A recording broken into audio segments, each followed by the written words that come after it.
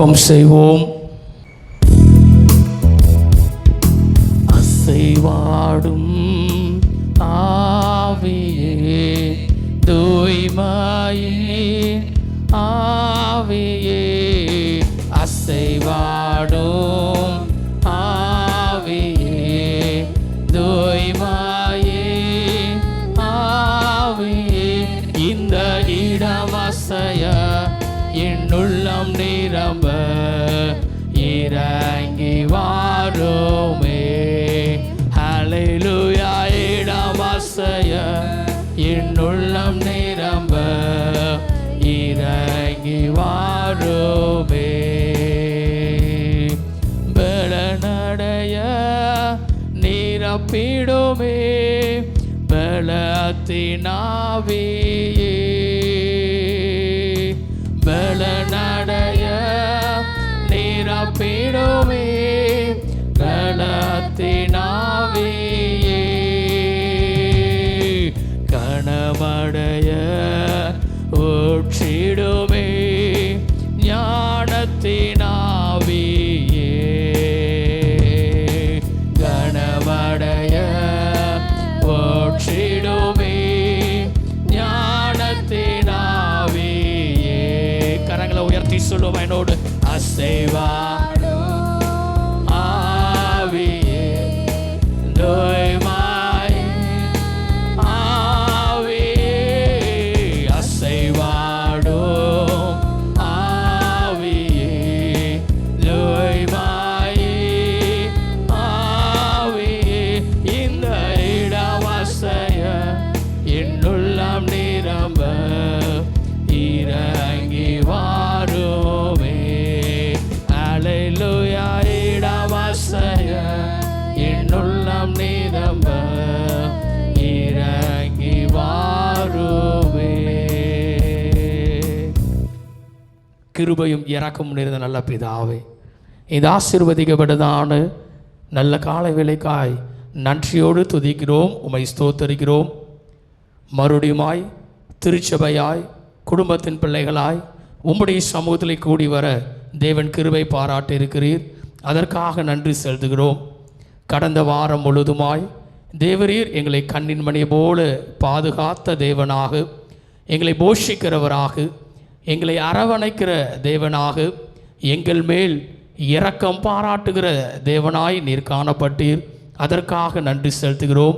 இந்த புதிய வாரமும் எங்களுக்கு ஆசீர்வாதமாக இருக்க தேவரீர் கிருபை தருவீரா நாங்கள் ஜெபிக்கிறோம். இந்த ஆராதனை வேலையையும் உம்முடைய கரத்திலே நாங்கள் தாழ்த்தி தருகிறோம்.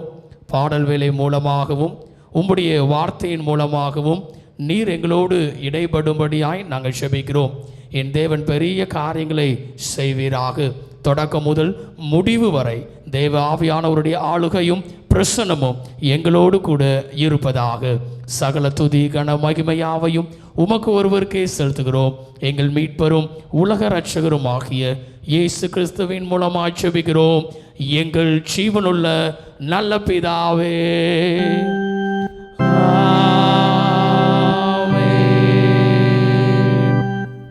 நாம் யாவரும் எழுமி நின்று ஆண்டோடைய பரிசுத்த நாமம் மகிமைப்படும்படியாகவும் இவ்வாராதனைக்கு ஆரம்பமாகவும் கிறிஸ்தவ ஆராதனை கீதங்கள் 427 200 கீதம் 41வது பாடலை நாம் பாடுவோம். கிறிஸ்தவ ஆராதனை கீதங்கள் 427 200 கீதம் 41. கீழ்வான கோடையின் செம்காந்தி சூரியன் எழும்பிடும்.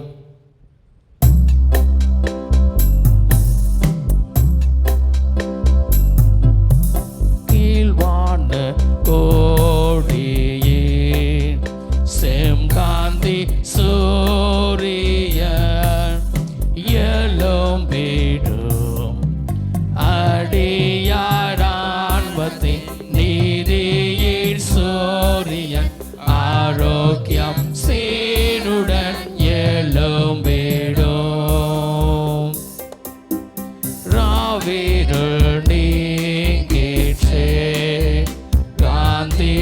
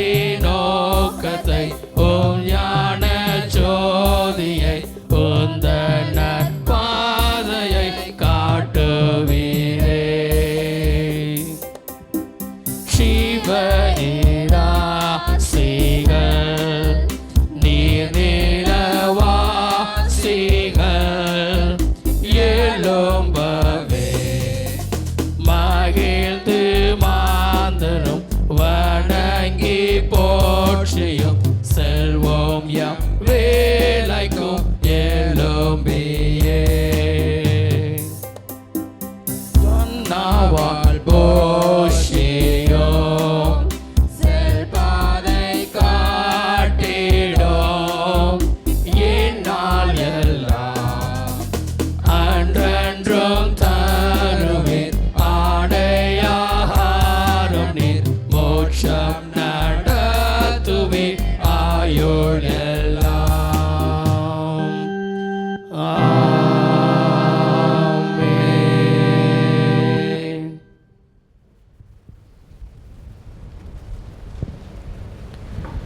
துன்மார்க்கன் தான் செய்த துன்மார்க்கத்தை விட்டு விலகி நியாயத்தையும் நீதியையும் செய்வானையாகில் அவன் தன் ஆத்துமாவை பிழைக்க பண்ணுவான். என் மீறுதல்களை நான் அறிந்திருக்கிறேன், என் பாவம் எப்பொழுதும் எனக்கு முன்பாக நிற்கிறது. என் பாவங்களை பாராதபடிக்கு நீர் உமது முகத்தை மறைத்து என் அக்கிரமங்களை எல்லாம் நீக்கி அருளும். மனம் திரும்புங்கள், பரலோக ராஜ்யம் சமீபித்திருக்கிறது. நான் எழுந்து என் தகப்படத்திற்கு போய், தகப்படே, பரத்துக்கு விரோதமாகவும் உமக்கு முன்பாகவும் பாவம் செய்தேன். இனிமேல் உம்முடைய குமாரன் என்று சொல்லப்படுவதற்கு நான் பாத்திரன் அல்ல என்பேன். கர்த்தாவே, ஜீவனுள்ள ஒருவனும் உமக்கு முன்பாக நீதிமான் அல்லாததினாலே அடியேனை நியாய தீர்க்க பிரவேசியாதையும். நமக்கு பாவமில்லை என்போமானால் நம்மை நாமே வஞ்சிக்கிறவர்களாய் இருப்போம். சத்தியம் நமக்குள் இராது. நம்முடைய பாவங்களை நாம் அறிக்கையிட்டால் பாவங்களை நமக்கு மன்னித்து எல்லா அநியாயத்தையும் நீக்கி நம்மை சுத்திகரிப்பதற்கு கர்த்தர் உண்மையும் நீதியும் உள்ளவராய் இருக்கிறார். பிரியமான சகோதரரே, நம்முடைய பரமபிதாவாகிய சர்வ வல்லமையுள்ள தேவனுடைய அளவில்லாத தயவினாலும் இரக்கத்தினாலும் பாவ மன்னிப்பை பெறுவதற்காக நாம் செய்த பலவிதமான பாவங்களையும் அக்கிரமங்களையும் அவர் சன்னதியில் மாயமாய் மறைத்து கொள்ளாமல் பணிவும் தாழ்மையும் துக்கமும் கீழ்ப்படுதலும் உள்ள இருதயத்தோடு அறிக்கையிட வேத வசனம் பற்பல வாக்கியங்களில் நம்மை ஏவுகிறது. நாம் எக்காலத்திலும் தேவனுக்கு முன்பாக நம்முடைய பாவங்களை மனத்தாழ்மையாய் அறிக்கையிட வேண்டுவதும் அன்றி அவருடைய திருக்கரங்களினாலே நாம் பெற்றுக்கொண்ட மேன்மையான புகழுக்காக ஸ்தோத்திரம் செலுத்தவும் மிகவும் சிறந்த அவருடைய புகழை பிரஸ்தாபம் பண்ணவும் அவருடைய மகா பரிசுத்த வசனத்தை கேட்கவும் நம்முடைய சரீரத்துக்கும் ஆத்மாவுக்கும் தேவையானவைகளுக்காக வேண்டிக் கொள்ளவும் நாம் கூடி வந்திருக்கிற தருணத்தில் பாவங்களை அறிக்கிடுவது நமது விசேஷித்த கடமையாயிருக்கிறது. ஆகையால் இங்கே இருக்கிற நீங்கள் யாவரும் சுத்த இருதயத்தோடும் தாழ்ந்த சத்தத்தோடும் பரமகிருவாசன தண்டையில் என்னுடனே கூட சேர்ந்து நான் சொல்லுகிற பிரகாரம் சொல்ல உங்களை வேண்டிக் கொள்ளுகிறேன். ஜெபம் செய்வோம். நாம் யாவரும் சேர்ந்து பாவரிக்கை ஜெபத்தை ஏறெடுப்போம். சர்வ வல்லமையும் மிகுந்த இரக்கமுள்ள பிதாவே, தப்பிப்போன ஆடுகளைப் போல நாங்கள் உம்முடைய வழிகளை விட்டு விலகி அலைந்து போனோம். எங்கள் இருதயத்தின் யோசனைகளுக்கும் விருப்பங்களுக்கும் மிகவும் இணங்கி நடந்தோம். உமது பரிசுத்த கற்பனைகளுக்கு விரோதமாய் குற்றம் செய்தோம். செய்யத்தக்கவைகளை செய்யாமல் செய்யத்தகாதவைகளை செய்து வந்தோம். எங்களுக்கு சுகமே இல்லை. ஆனாலும் ஆண்டவரே, தேவரீர் எங்கள் கர்த்தராகிய இயேசு கிறிஸ்துவின் மூலமாய் மனிதருக்கு அள்ளி செய்த வாக்குத்தத்தங்களின்படியே நிர்வாகியமுள்ள குற்றவாளிகளாக எங்களுக்கு இறங்கும். தப்பிதங்களை அறிக்கின்ற எங்கள் மேல் பொறுமையாயிரும். பாவத்தின் நிமித்தம் துக்கப்படுகளை சீர்படுத்தும். மிகவும் இரக்கமுள்ள பிதாவே, உடைய பரிசுத்த நாமத்துக்கு மகிமை உண்டாகும்படி நாங்கள் இனி தேவ பக்தியும் நீதியும் தெளிந்த புத்தியும் உள்ளவர்களாய் நடந்து வர இயேசு கிறிஸ்துவின் நிமித்தம் எங்களுக்கு கிருபை செய்துள்ளோம். ஆமென். நம்முடைய கர்த்தராகிய இயேசு கிறிஸ்துவின் பிதாவாய் இருக்கிற சர்வ வல்லமையுள்ள தேவன் பாவியின் மரணத்தை விரும்பாமல் அவன் தன் பாவத்தை விட்டு திரும்பி பிழைப்பதையே விரும்பி பாவத்தின் நிமித்தம் துக்கப்படுகிற தமது ஜனத்துக்கு பாவை மோசனத்தையும் மன்னிப்பையும் கூறி அறிவிக்க தம்முடைய பணிவிடைக்காரருக்கு அதிகாரத்தையும் கட்டளைகளையும் அருளி செய்திருக்கிறார். மெய்யாய் மனம் திரும்பி தமது பரிசுத்த சுவிசேஷத்தை உண்மையாய் விசுவாசிக்கிற யாவருக்கும் அவர் பாவங்களை மன்னித்து விமோசனம் செய்கிறார். ஆகையால் கடைசியிலே அவருடைய நித்திய ஆனந்தத்தில் சேரத்தக்கதாய் இத்தனத்தில் நாம் செய்கிறது அவருக்கு பிரியமாய் இருக்கவும் இனி உயிரோடு இருக்கும் நாளெல்லாம் மாசில்லாமல் பரிசுத்தமுள்ளவர்களாய் நடக்கவும் அவர் நமக்கு மெய்யான மனம் திரும்புதலையும் தம்முடைய பரிசுத்த ஆவியையும் அருளி செய்ய வேண்டும் என்று நம்முடைய கர்த்தராகிய இயேசு கிறிஸ்துவின் மூலமாய் அவரை வேண்டிக் கொள்ள கடவோம்.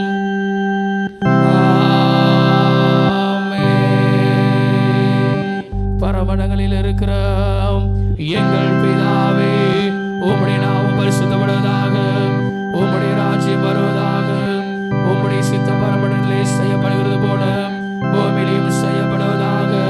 அன்றுடன் அப்பத்தை எங்களுக்கு இன்று தாரும். எங்களுக்கு விரோதமாய் குற்றம் செய்கிறது நாங்கள் மன்னிக்கிறது போல எங்கள் குற்றங்களை எங்களுக்கு மன்னியும். எங்களை சோதனைகள் பிரவேசிக்க பண்ணாமல் தீமைகள் ரசித்துக் கொள்ளும். ராஜ்யமும் வல்லமையும் மகிமையும் என்னைக்கு முடிவுகளே.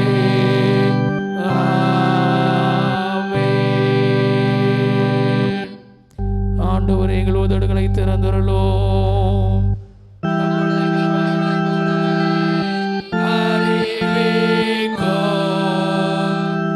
தேவனே, எங்களை ரட்சிக்க விரைவாய் வாரும்.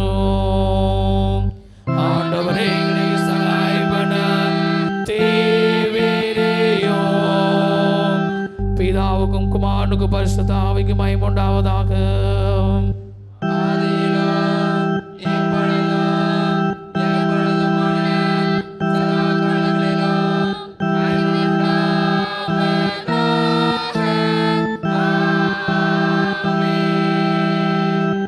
கர்த்தரை துதியுங்கள். கர்த்தருடைய நாமம் துதிக்கப்படுவதாக.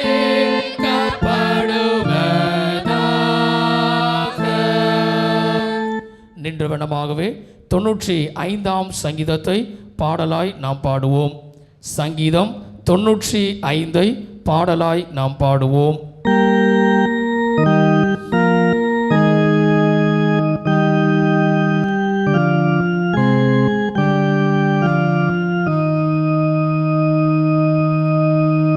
கர்த்தரை எம்பிரமாய் பாடி நம்முடைய கண்மலையாய் சங்கீர்த்தன பண்ண கடவோம் வாருங்கள்.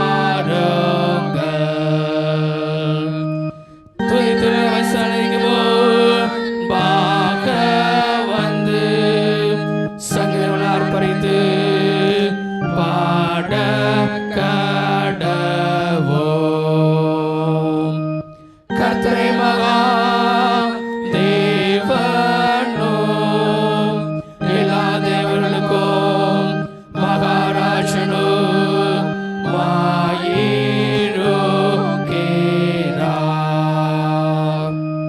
பூமியின் ஆழங்கள் அவர் கையில் இருக்கிறது.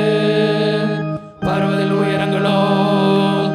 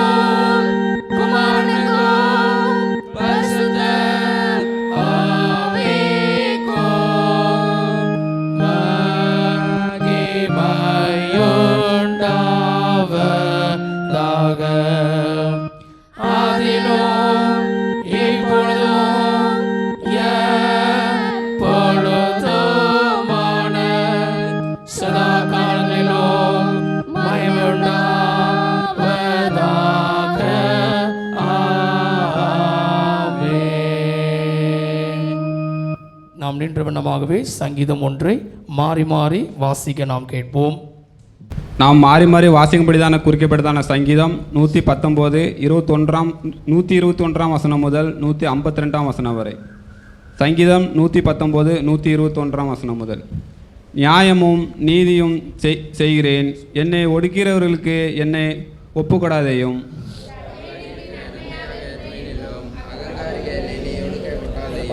உமது இரட்சிப்புக்கும் உமது நீதியின் வார்த்தைக்கும் காத்திருக்கிறதினால் என் கண்கள் பூத்து போகிறது.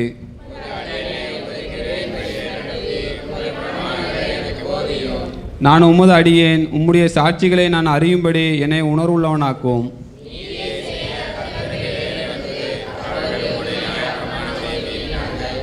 ஆதலால் நான் பொன்னிலும் பசும்பொன்னிலும் அதிகமாக உமது கற்பனைகளில் பிரியப்படுகிறேன்.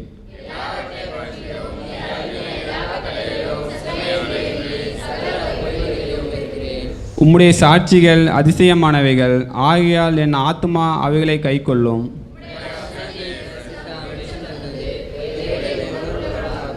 உம்முடைய கற்பனைகளை நான் வாஞ்சிக்கிறபடியால் என் வாயை ஆவென்றும் திறந்து அவைகளுக்கு இயங்குகிறேன்.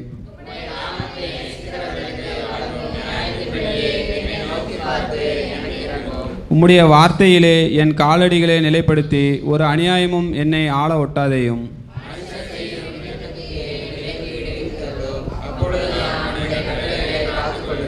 உமது அடியேன் மேல் உமது முகத்தை பிரகாசிக்க பண்ணி உமது பிரமாணங்களை எனக்கு போதியும்.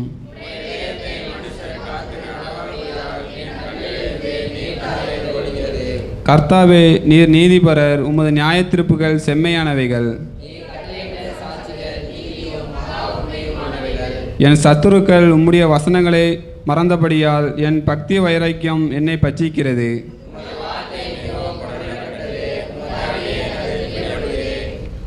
நான் சிறியவனும் அசட்டை பண்ணப்பட்டவனுமாயிருக்கிறேன், ஆனாலும் உமது கட்டளைகளை மறவேன். இக்கட்டும் நெருக்கமும் என்னை பிடித்தது, ஆனாலும் உம்முடைய கற்பனைகள் என் மனமகிழ்ச்சி.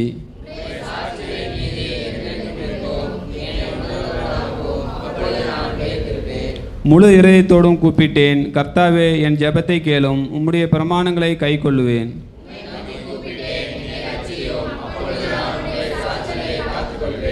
அதிகாலையில் நான் எழுந்து சத்தமிட்டேன், உம்முடைய வசனத்துக்கு காத்திருக்கிறேன்.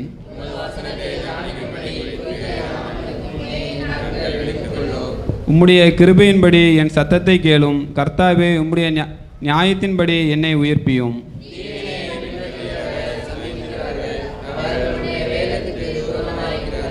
கர்த்தாவே, நீர் சமீபமாயிருக்கிறீர், உமது கற்பனைகள் எல்லாம் உண்மை. நீர் உம்முடைய சாட்சிகளை என்றென்றைக்கும் நிற்க ஸ்தாபித்தீர் என்பதை அவைகளால் நான் நெடுநாளாய் அறிந்திருக்கிறேன். பிதாவுக்கும் குமாரனுக்கும் பரிசுத்த ஆவிக்கும் மகிமையுண்டாவதாக. அதிலும் இப்பொழுதும் எப்பொழுதுமான சதா காலங்களிலும் மகிமையுண்டாவதாக. ஆமென். சபையார் யாவரும் அமரலாம். பொதுவான வேத பாடம் ஒன்றை வாசிக்க நாம் கேட்போம். பொதுவான வேத பாடமாக சங்கீதம் 86 அதிகாரம் 1 வசனம் முதல் அவ்வதிகாரம் முடிய. சங்கீதம் 86 அதிகாரம் 1 வசனம் முதல் அவ்வதிகாரம் முடிய. வாசிக்கும்படியாக குறிக்கப்பட்ட பொதுவான வேத பாடம் சங்கீதம் 86 அதிகாரம் 1 வசனம் முதல். கர்த்தாவே, உமது செவியை சாய்த்து என் விண்ணப்பத்தை கேட்டருளும். நான் சிறுமையும் எளிமையும் ஆனவன், என் ஆத்மாவை காத்தருளும். நான் பாக்கியம் உள்ளவன். என் தேவனே, உம்மை நம்பியிருக்கிற உமது அடியேனை நீர் ரட்சியும். ஆண்டவரே, எனக்கு இரங்கும். நாடோறும் உம்மை நோக்கி கூப்பிடுகிறேன். உமது அடியேனுடைய ஆத்மாவை மகிழ்ச்சியாக்கும். ஆண்டவரே, உம்மிடத்தில் என் ஆத்மாவை உயர்த்துகிறேன். ஆண்டவரே, நீர் நல்லவரும் மன்னிக்கிறவரும், உம்மை நோக்கி கூப்பிடுகிற யாவர் மேலும் கிருபை மிகுந்தவருமாயிருக்கிறீர். கர்த்தாவே, என் ஜெபத்திற்கு செவி கொடுத்து என் விண்ணப்பங்களின் சத்தத்தை கவனியும். நான் துயரப்படுகிற நாளில் உம்மை நோக்கி கூப்பிடுவேன், நீர் என்னை கேட்டருளுவீர். ஆண்டவரே, தேவரீருக்குள்ளே உமக்கு நிகரும் இல்லை, உம்முடைய கிரியைகளுக்கு ஒப்பும் இல்லை. ஆண்டவரே, நீர் உண்டாக்கின எல்லா ஜாதிகளும் வந்து உமக்கு முன்பாக பணிந்து உமது நாமத்தை மகிமைப்படுத்துவார்கள். தேவரீர் மகத்துவம் உள்ளவரும் அதிசயங்களை செய்கிறவருமாய் இருக்கிறீர். நீர் ஒருவரே தேவன். கர்த்தாவே, உமது செவியை எனக்கு போதியும், உமது வழியை எனக்கு போதியும். நான் உமது சத்தியத்தில் நடப்பேன். நான் உமது நாமத்திற்கு பயந்திருக்கும்படி என் இருதயத்தை ஒருமுகப்படுத்தும். என் தேவனாகிய ஆண்டவரே, உம்மை என் முழு இருதயத்தோடும் துதித்து உமது நாமத்தை என்றென்றைக்கும் மகிமைப்படுத்துவேன். நீர் எனக்கு பாராட்டின உமது கிருபை பெரியது. என் ஆத்மாவை தாழ்ந்த பாதாளத்திற்கு தப்புவித்தீர். தேவனே, அகங்காரிகள் எனக்கு விரோதமாய் எழும்புகிறார்கள். கொடுமைக்காரராகிய கூட்டத்தார் என் பிராணனை வாங்க தேடுகிறார்கள். உம்மை தங்களுக்கு முன்பாக நிறுத்தி நோக்காதிருக்கிறார்கள். ஆனாலும் ஆண்டவரே, நீர் மன உருக்கமும் இரக்கமும் நீடிய பொறுமையும் பூரண கிருபையும் சத்தியமும் உள்ள தேவன். என்மேல் நோக்கமாகி எனக்கு இறங்கும். உமது வல்லமையை உமது அடியனுக்கு அருளி உமது அடியாளின் குமாரனை இரட்சியும். கர்த்தாவே, நீர் எனக்கு துணை செய்து என்னை தேற்றுகிறதை என் பகைஞர் கண்டு வெட்கப்படும்படிக்கு எனக்கு அனுகூலமான ஒரு அடையாளத்தை காண்பித்தருளும். வாசிக்கும்படியாக குறிக்கப்பட்ட வேதபடம் வாசித்தாயிற்று. தொடர்ந்து சத்திய வசனத்தை இப்பொழுது நாம் கேட்கலாம். சத்திய வசனத்தை சொல்லுகிறவர்களுக்கு அவர்களை ஊக்குவிக்கும்படியாக திரு ஸ்டீஃபன் அவர்கள் முன்னாடியே நீங்கள் வந்துடலாம்.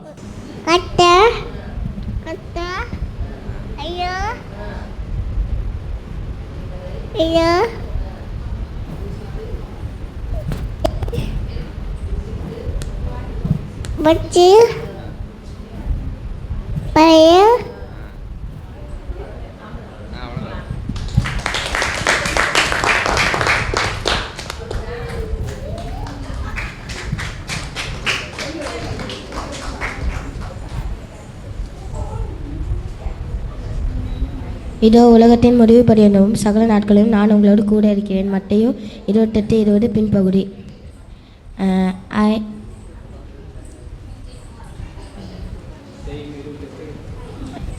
I am with you always, even to the end of the Amen. Amen. Matthew 28:20 பின். என்றும் உயிர்த்தெழுந்த கிறிஸ்துவுடன் இதோ உலகத்தின் முடிவு பரியந்தம் சகல நாட்களிலும் நான் உங்களோட கூட இருக்கிறேன் என்றார். ஆமேன். மத்தேயு 28:20 பின்பகுதி. Recent Christ assurance of everlasting. I am with you always, even to the end of the age. Amen. Matthew 28:20b. என்றென்றும் உயிர்த்தெழுந்த கிறிஸ்துவுடன் இதோ உலகத்தின் முடிவு பரியந்தம் சகல நாட்களிலும் நான் உங்களுடனே கூட இருக்கிறேன் என்றார். ஆமேன். மத்தேயு 28:20 பின்பகுதி. Risen Christ assurance of everlasting. I am with you always, even to the end of the age. ஆமேன். Matthew 28:20b. என்றென்றும் உயிர்த்தெழுந்த கிறிஸ்துவுடன் இதோ உலகத்தின் முடிவு பரியந்தம் சகல நாட்களிலும் நான் உங்களுடனே கூட இருக்கிறேன் என்றார். ஆமேன். மத்தேயு 28:20 வசனத்தின் பின்பகுதி. Jesus risen Christ assurance of everlasting. I am with you always, even to the end of the age. ஏமன். மத்தேயு 28:20. இதோ உலகத்தின் முடிவு பரியந்தம் சகல நாட்களில் நான் உன்னுடனே கூட இருக்கிறேன் என்றார். ஆமேன். மத்தேயு 28:20. I am always with you, even to the end of the age. Amen. Matthew 28:20. இதோ முடிவு பரியந்தமும் சகல நாட்களிலும் நான் உங்களுடனே கூட இருக்கிறேன் என்றார். ஆமேன். மத்தேயு 28:20. I am with you always, even to the end of age. Amen. Matthew 28:20.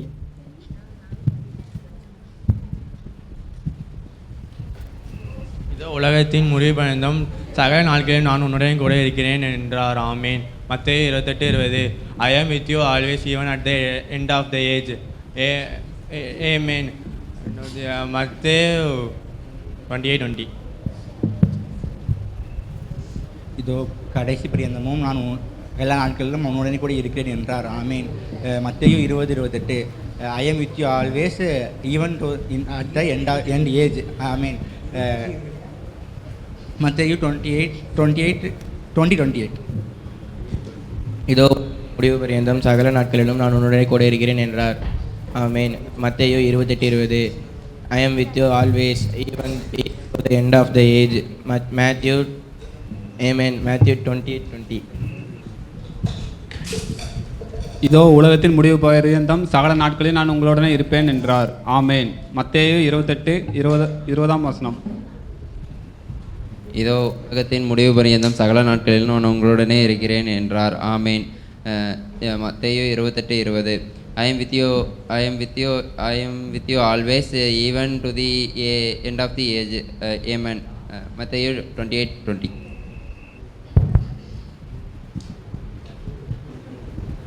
இதோ உலகத்தின் முடிவு பரியந்தம் சகல நாட்களிலும் நான் உடனே இருக்கிறேன். ஆமேன். மத்தேயு 28:20 பின்பகுதி. I am with you always, even to end of the age. Amen. Matthew 28:20b. என்றென்றும் உயிர்த்தெழுந்த கிறிஸ்துவுடன் இதோ உலகத்தின் முடிவு பரியந்தமும் சகல நாட்களிலும் நான் உங்களுடனே கூட இருக்கிறேன் என்றார். ஆமேன். மத்தேயு 28:20 பிற்பகுதி. Risen Christ, reassurance of everlasting. I am with you always, even to the end of the age. Amen. Matthew chapter 28:20b. இன்று திருச்சபையானது நமக்கு கொடுத்ததான தலைப்பு என்றென்றும் உயிர்த்தெழுந்த கிறிஸ்துவுடன். யாவரும் எடுத்துக்கொள்வோம். மத்தேயு 28:20 பிற்பகுதி. மத்தேயு 28:20 பிற்பகுதி. யாவரும் சேர்ந்து வாசிப்போம். இதோ உலகத்தின் முடிவு பரியந்தம் சகல நாட்களிலும் நான் உங்களுடனே கூட இருக்கிறேன் என்றார். ஆமேன். Risen Christ, assurance of everlasting. I am with you always, even to the end of the age. Amen. Matthew chapter 28:20b. தொடர்ந்து ஒரு சில அறிவிப்புகள். வருகிற ஞாயிற்றுக்கிழமை மாதத்தின் 3வது ஞாயிற்றுக்கிழமையாய் இருப்பதினாலே காலை ஆராதனை காலை 9 மணிக்கு துதி உபவாச ஆராதனையாய் நடைபெறும். வருகிற ஞாயிற்றுக்கிழமை காலை ஆராதனை காலை 9 மணிக்கு துதி உபவாச ஆராதனையாய் நடைபெறும். அதிலே சபை மக்கள் நீங்கள் யாவரும் ஜெபத்தோடு கலந்து கொள்ளும்படியாக உங்களை அன்போடு கேட்டுக்கொள்கிறோம். மறுபடியும் நாம் யாவரும் இப்பொழுது எழும்பி நின்று அப்போஸ்தலருடைய விசுவாச பிரமாணத்தை நாம் சேர்ந்து ஏறெடுப்போம். வானத்தையும் பூமியையும் படைத்த சர்வ வல்லமையுள்ள பிதாவாகிய தேவனை விசுவாசிக்கிறேன். அவருடைய ஒரே குமாரனாகிய நம்முடைய நாதர் இயேசு கிறிஸ்துவை விசுவாசிக்கிறேன். அவர் பரிசுத்த ஆவியினாலே கன்னிமரியால் உற்பவித்து பிறந்தார். பொது விழாவின் காலத்தில் பாடுபட்டு சிலுவையில் அறையுண்டு மரித்து அடக்கம் பண்ணப்பட்டு பாதாளத்தில் இறங்கினார். 3ஆம் நாள் மரித்தோடு எழுந்தருளினார். பரமண்டலத்துக்கு ஏறி சர்வ வல்லமையுள்ள பிதாவாகிய தேவனுடைய வலது பாகத்தில் வீற்றிருக்கிறார். அவ்விடத்திலிருந்து உயிரோடு மரித்தோரை நியாயத்திற்க வருவார். பரிசுத்த ஆவியை விசுவாசிக்கிறேன். பொதுவாய் கிருபை சபையும் பரிசுத்தவானுடைய ஐக்கியமும் பாவ மன்னிப்பும் சரீர உயிர்த்தெழுதலும் நித்திய ஜீவனோடு விசுவாசிக்கிறேன். ஆமென். கர்த்தர் உங்களோடு இருப்பாராக. அவர் உமது ஆவியோடும் இருப்பாராக. ஜெபம் பண்ண கடவோம்.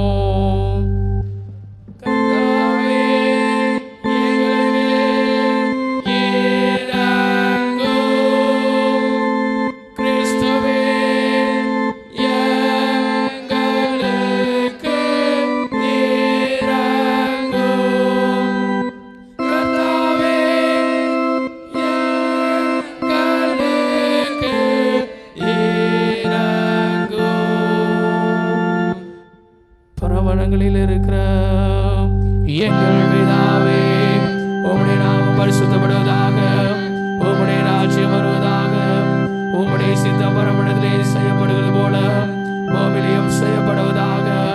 அன்றுள்ள அப்பத்தைகள் இன்று தாரும். எங்களுக்கு விரோதமாய் குற்றம் செய்கிறவர்கள் நாங்கள் மன்னிக்கிறது போல எங்கள் குற்றங்களை எங்களுக்கு மன்னியும். எங்களை சோதனைகள் பிரவேசிக்கப்படாமல் தீமையை கிரகித்துக் கொள்ளும்.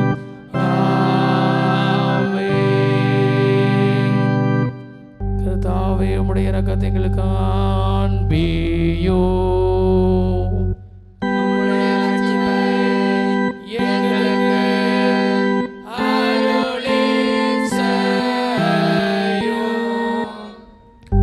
பணிவிடைக்காரருக்கு நீதி தரே பேயோ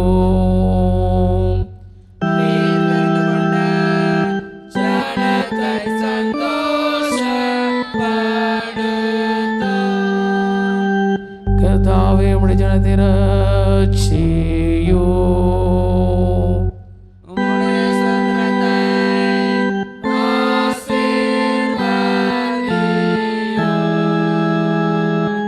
கர்த்தாவே எங்கள் காலத்தில் சமாதான கட்டளையிடோ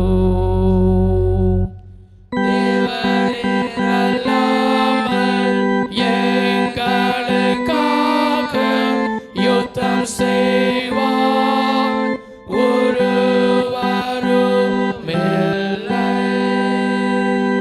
பராபர் நீங்கள் இருதயத்தை சுத்திகரியும்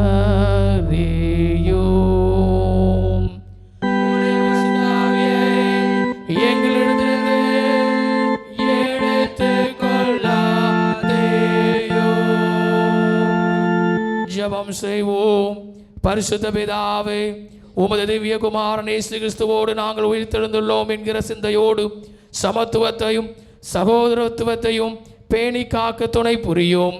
அன்பினால் அனைவரையும் தாங்கவும் ஆறுதல் கேட்டவர்களை அரவணைக்கவும் அவர்களின் நடுவே உயிர்த்தெழுந்து ஆண்டவராம் உம்முடைய அன்பை வெளிப்படுத்துவோம். எங்களுக்கு கிருபை அருளும். உம்மோடும் தூய ஆவியோடும் இன்றும் என்றும் சதா காலமும் ஜீவித்து அரசாளுகிற ஆண்டவராகிய இயேசு கிறிஸ்துவின் நாமத்தில் மிகுந்த மனத்தாழ்மையோடு வேண்டிக் கொள்கிறோம்.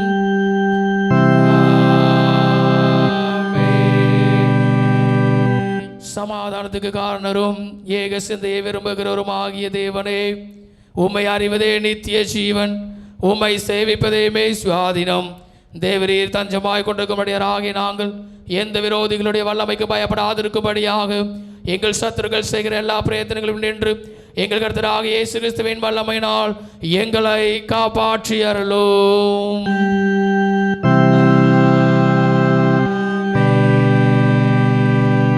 சர்வ வல்லமையுள்ள நித்திய தேவனே, இந்நாள் வரையும் எங்களை சுகமாய் நடத்தி வந்த எங்கள் பரமபிதாவாகிய கர்த்தாவே, இந்நாளிலும் உமது மிகுந்த வல்லமையினால் எங்களை காப்பாற்றி நாங்கள் யாதொரு பாவத்துக்கு உட்படாமலும் எவ்விதமான மோசத்திலும் அகப்படாமலும் உமது பார்வைக்கு நீதியாயிருக்கிறதை எப்பொழுதும் செய்கிறதற்கு நாங்கள் செய்கிற எல்லாவற்றையும் உம்முடைய ஆளுகையினாலே நடத்தியற வேண்டும் என்று எங்கள் கர்த்தராகிய இயேசு கிறிஸ்துவின் மூலமாய் வேண்டிக் கொள்ளுகிறோம்.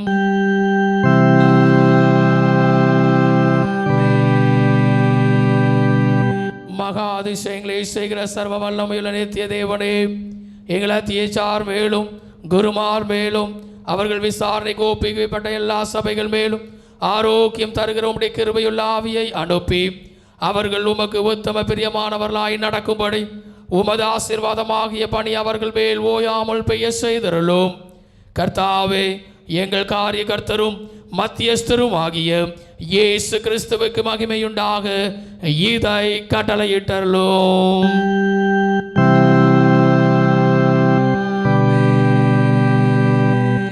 இத்தருணத்தில் ஒருமனப்பட்டு உம்மை நோக்கி எங்கள் பொதுவான விண்ணப்பங்களை செய்ய எங்களுக்கு கிருபை அளித்த சர்வ வல்லமையுள்ள தேவனே, 2 பேராவது 3 பேராவது நாமத்தினாலே கூடி வரும் பொழுது அவர்கள் கேட்கிறவர்களை அள்ளி செய்வேன் என்று வாக்களித்து இருக்கிறீரே.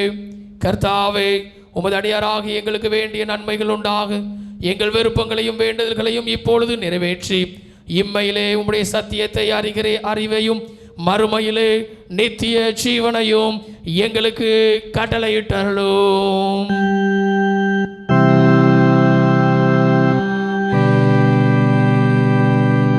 கிருபையும் இரக்கமும் இந்த நல்ல பிதாவே, இது ஆசீர்வதிக்கப்பட்டதான நல்ல வேலைக்காய் நன்றி செலுத்துகிறோம். இப்பொழுதும் சபையாராக உம்முடைய நாமத்தை உயர்த்த தேவன் கிருபை கொடுத்ததற்காய் நன்றி செலுத்துகிறோம். தொடர்ந்து இந்த நாளிலே பிலீவர் சண்டையாக என் தேவன் அனுசரிக்க கிருபை கொடுக்கிறதற்காய் ஸ்தோத்தரிக்கிறோம். விசேஷமாய் திருச்சபையின் பிள்ளைகள் உம்முடைய சமூகத்திலே பெற்றுக்கொண்ட வார்த்தையை பிரசங்கிப்பதற்காகவும் சாட்சியாக வார்த்தை நிமித்தமாய் அவர்கள் சொல்லத்தக்கதான கிருபைகளை கொடுத்திருக்கிறதற்காய் ஸ்தோத்தரிக்கிறோம். அருமையான திருச்சபைகள் ஒவ்வொருவரும் உடைய வார்த்தையை சொல்லும்போது ஒவ்வொரு வாழ்க்கையிலையும் அது பிரயோஜனம் உள்ளதாக கிரியை செய்யத்தக்கதாக என் தேவன் கிருபை தருவீராக நாங்கள் ஜெபிக்கிறோம். என் தேவன் அற்புதமான காரியங்களை செய்வீராக. ஒவ்வொருடைய வாயிலிருந்தும் வருகிற வார்த்தை இயேசுவின் நாமத்தினால் நீர் எங்களோடு பேசுகிற வார்த்தையாக இருக்க கிருபை தாரும். சகல துதிக்க மகிமையாவும் ஒருவருக்கே செலுத்துகிறோம். எங்கள் மீட்பரும் உலக இரட்சகரும் ஆகிய இயேசு கிறிஸ்துவின் மூலமாய் ஜெபிக்கிறோம் எங்கள் ஜீவனுள்ள நல்ல பிதாவே.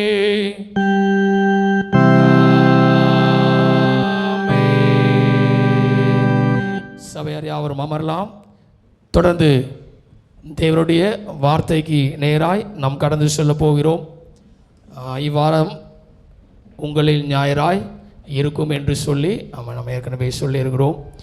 திருச்சபையின் பிள்ளைகள் தேவன் கொடுத்த அருமையான வார்த்தையை வைத்து நீங்கள் பிரசங்கியமாகவோ வார்த்தையின் மூலமாய் சொல்லப்படுகிற காரியத்தை வாழ்க்கையின் அடையாளங்களாக கூட சேர்ந்து சாட்சியாகவும் நீங்கள் என்ன செய்யலாம், நீங்கள் பகிர்ந்து கொள்ளலாம்.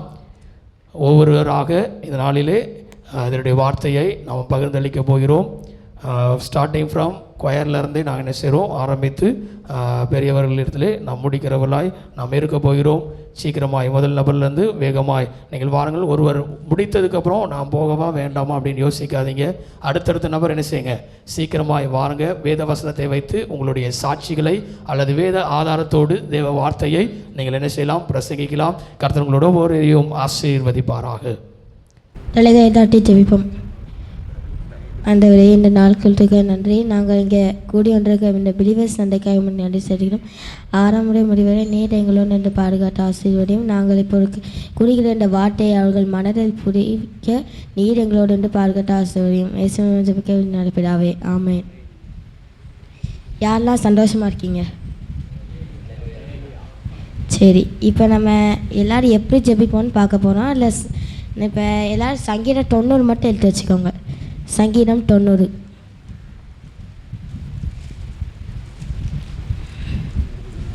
வீட்டில் போய் நீங்கள் சங்கீதம் 90 நீங்கள் ஃபுல்லாக வாசித்து பார்த்தீங்கன்னா அதில் யாரை பற்றி விட்டுருக்கு, மோசையை பற்றி நல்லா கொடுத்துருக்கு. மோசை எப்படிலாம் ஜெபம் பண்ணியிருக்கான்னு அந்த ஃபுல் அதிகாரத்தில் அந்த மோசையை பற்றி விட்டுருக்கு. அவன் எப்படி ஜெபம் பண்ணான்னு ஒரு 5 காரியங்களை மட்டும் பார்க்கலாம். இப்போ யாராவது 90:12 சங்கீதம் 90:12.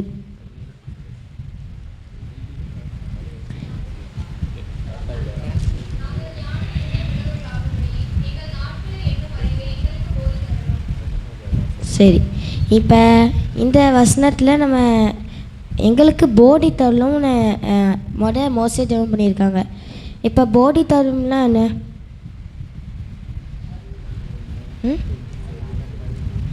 போடி தள்ளும்னா நமக்கு அதை பைபிளை நம்ம டீச்சர்ஸ்ட்டு ஓடிக்கிற மாதிரி, அந்த மாதிரி போடி தள்ளும்னு காரியம் மோசே ஜெபம் பண்ணியிருக்கான். இப்போ 2வது காரியம் 90:14.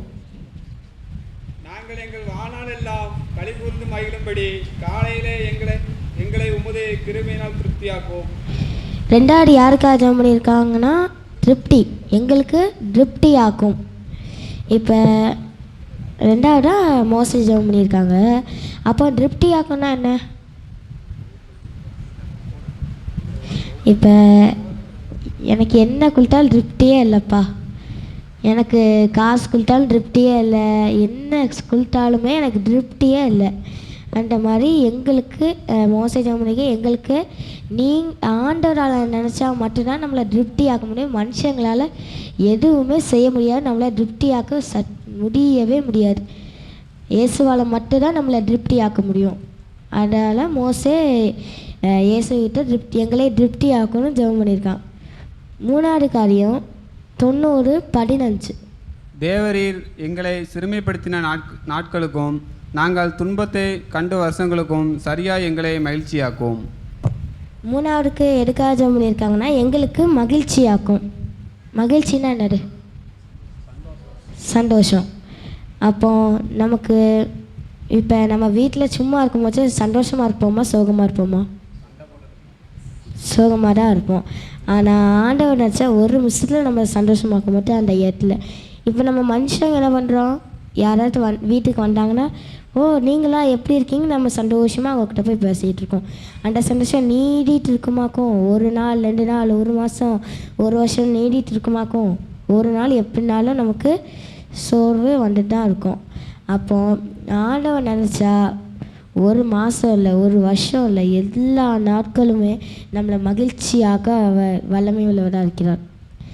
4வது காரியம் 90:17.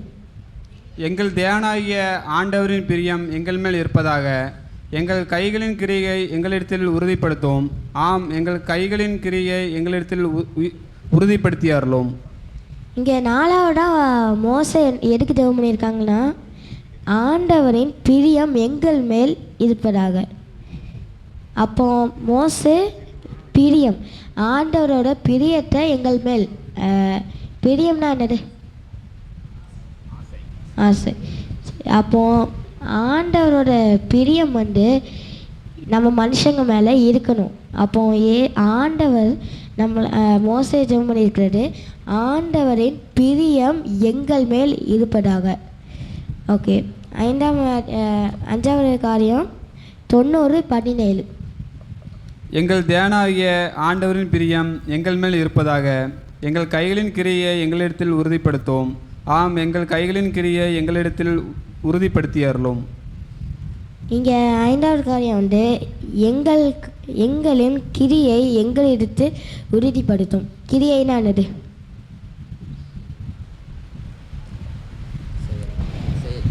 ஒரு ரட்சிப்புன்னு வச்சுக்கலாம். கிரியைனா இப்போ மோசே எங்களின் கிரியையை எங்களிடத்தில் உறுதியாக இருக்கணும்னு மோசே ஜெபம் பண்ணியிருக்காரு ஆண்டவர்கிட்ட. அப்போ கிரியை எங்களாம் நம்ம தான் மனுஷங்க மேலே எப்பொழுதுமே எப்படி இருக்கணுமா? உறுதியாக இருக்கணும்னு மோசே 5 காரியத்துக்காக ஜெபம் பண்ணியிருக்கான். முதல் காரியம் என்னது? எங்களுக்கு போதித்தள்ளும். 2வது காரியம் எங்களுக்கு திருப்தியாக்கும். 3வது காரியம் எங்களுக்கு மகிழ்ச்சியாக்கும். 4வது காரியம் பிரியமாக இருக்கணும். 5வது காரியம் கிரியைகளாக இருக்கணும். இப்போ எல்லாம் தலையாட்டி எப்படின்னா மோசே ஜெபிச்சாங்கன்னு நம்ம சொல்லுவோமா? ஆண்டவரே, இப்போ மோசையை பற்றி நாங்கள் குறிச்சிருக்கோம். மோசே எப்படிப்பட்டு ஜெபிச்சான், மோசே எப்படிலாம் ஆண்டவரை துடிச்சாங்க நாங்கள் இங்கே பார்த்துருக்கோம். முதல் காரியமாக கொடுத்துருக்காங்க போதித்தள்ளும். இயேசுவே நீங்கள் எங்களுக்கு போதித்தள்ளும். 2வது காரியம் திருப்தியாக்கும்.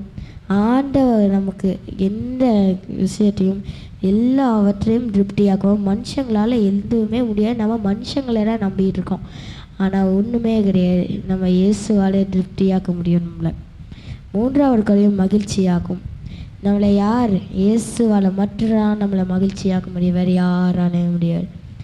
4வது ஆண்டவரின் பிரியம் நம்ம மேலே இருக்கணும். அந்த பிரியம் நம்ம வாங்கணும் அந்த ஆண்டவர்கிட்ட ஜெபிச்சு. 5வது காரியம் கிரியை எங்கள் உறுதியாக்கும். எங்கள் மேல் கிரியை உருவாக்கம் பண்ணும். இயேசுவுக்கு நீங்கள் நல்ல பிதாவே, ஆமென். சங்கீதம் 1:2. கர்த்தருடைய வேதத்தில் பிரியமாயிருந்து இரவும் பகலும் அவருடைய வேதத்தில் தியானமாக இருக்கிற மனுஷன் பாக்கியவான்.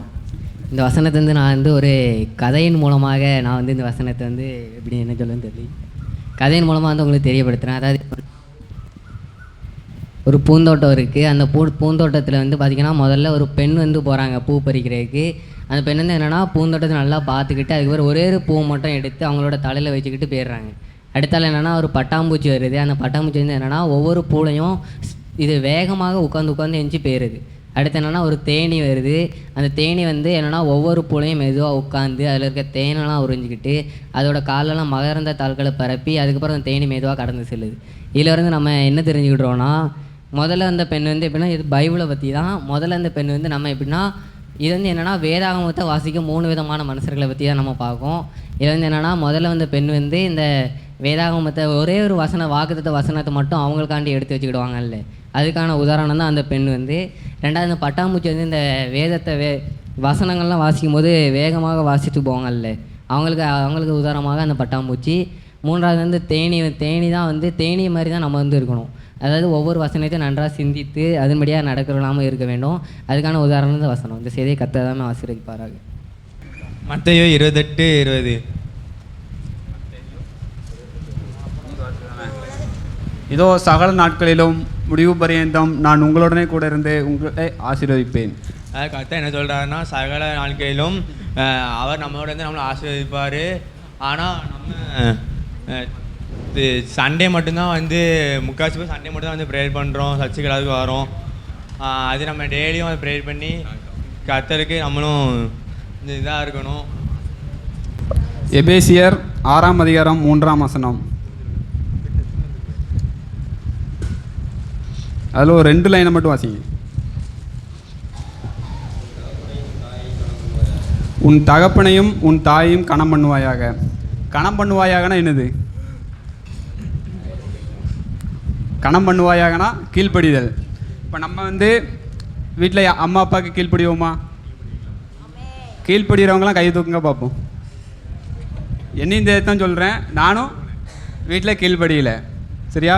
இதுலேருந்து என்ன போட்டிருக்குன்னா, நம்ம வந்து அம்மா அப்பாவை என்ன சொல்கிறாங்களோ அதுக்கு கீழ்ப்படுறதை பற்றி தான் இதில் போட்டிருக்கு. இதுவே நம்ம வந்து இப்போ லீவ் விட்டாங்க, கெஸ்ட் வீட்டுக்கு போகிறோம்னா அங்கே அவங்க ஏதாச்சும் ஒரு வேலை சொன்னால் செய்யாமல் இருப்போமா?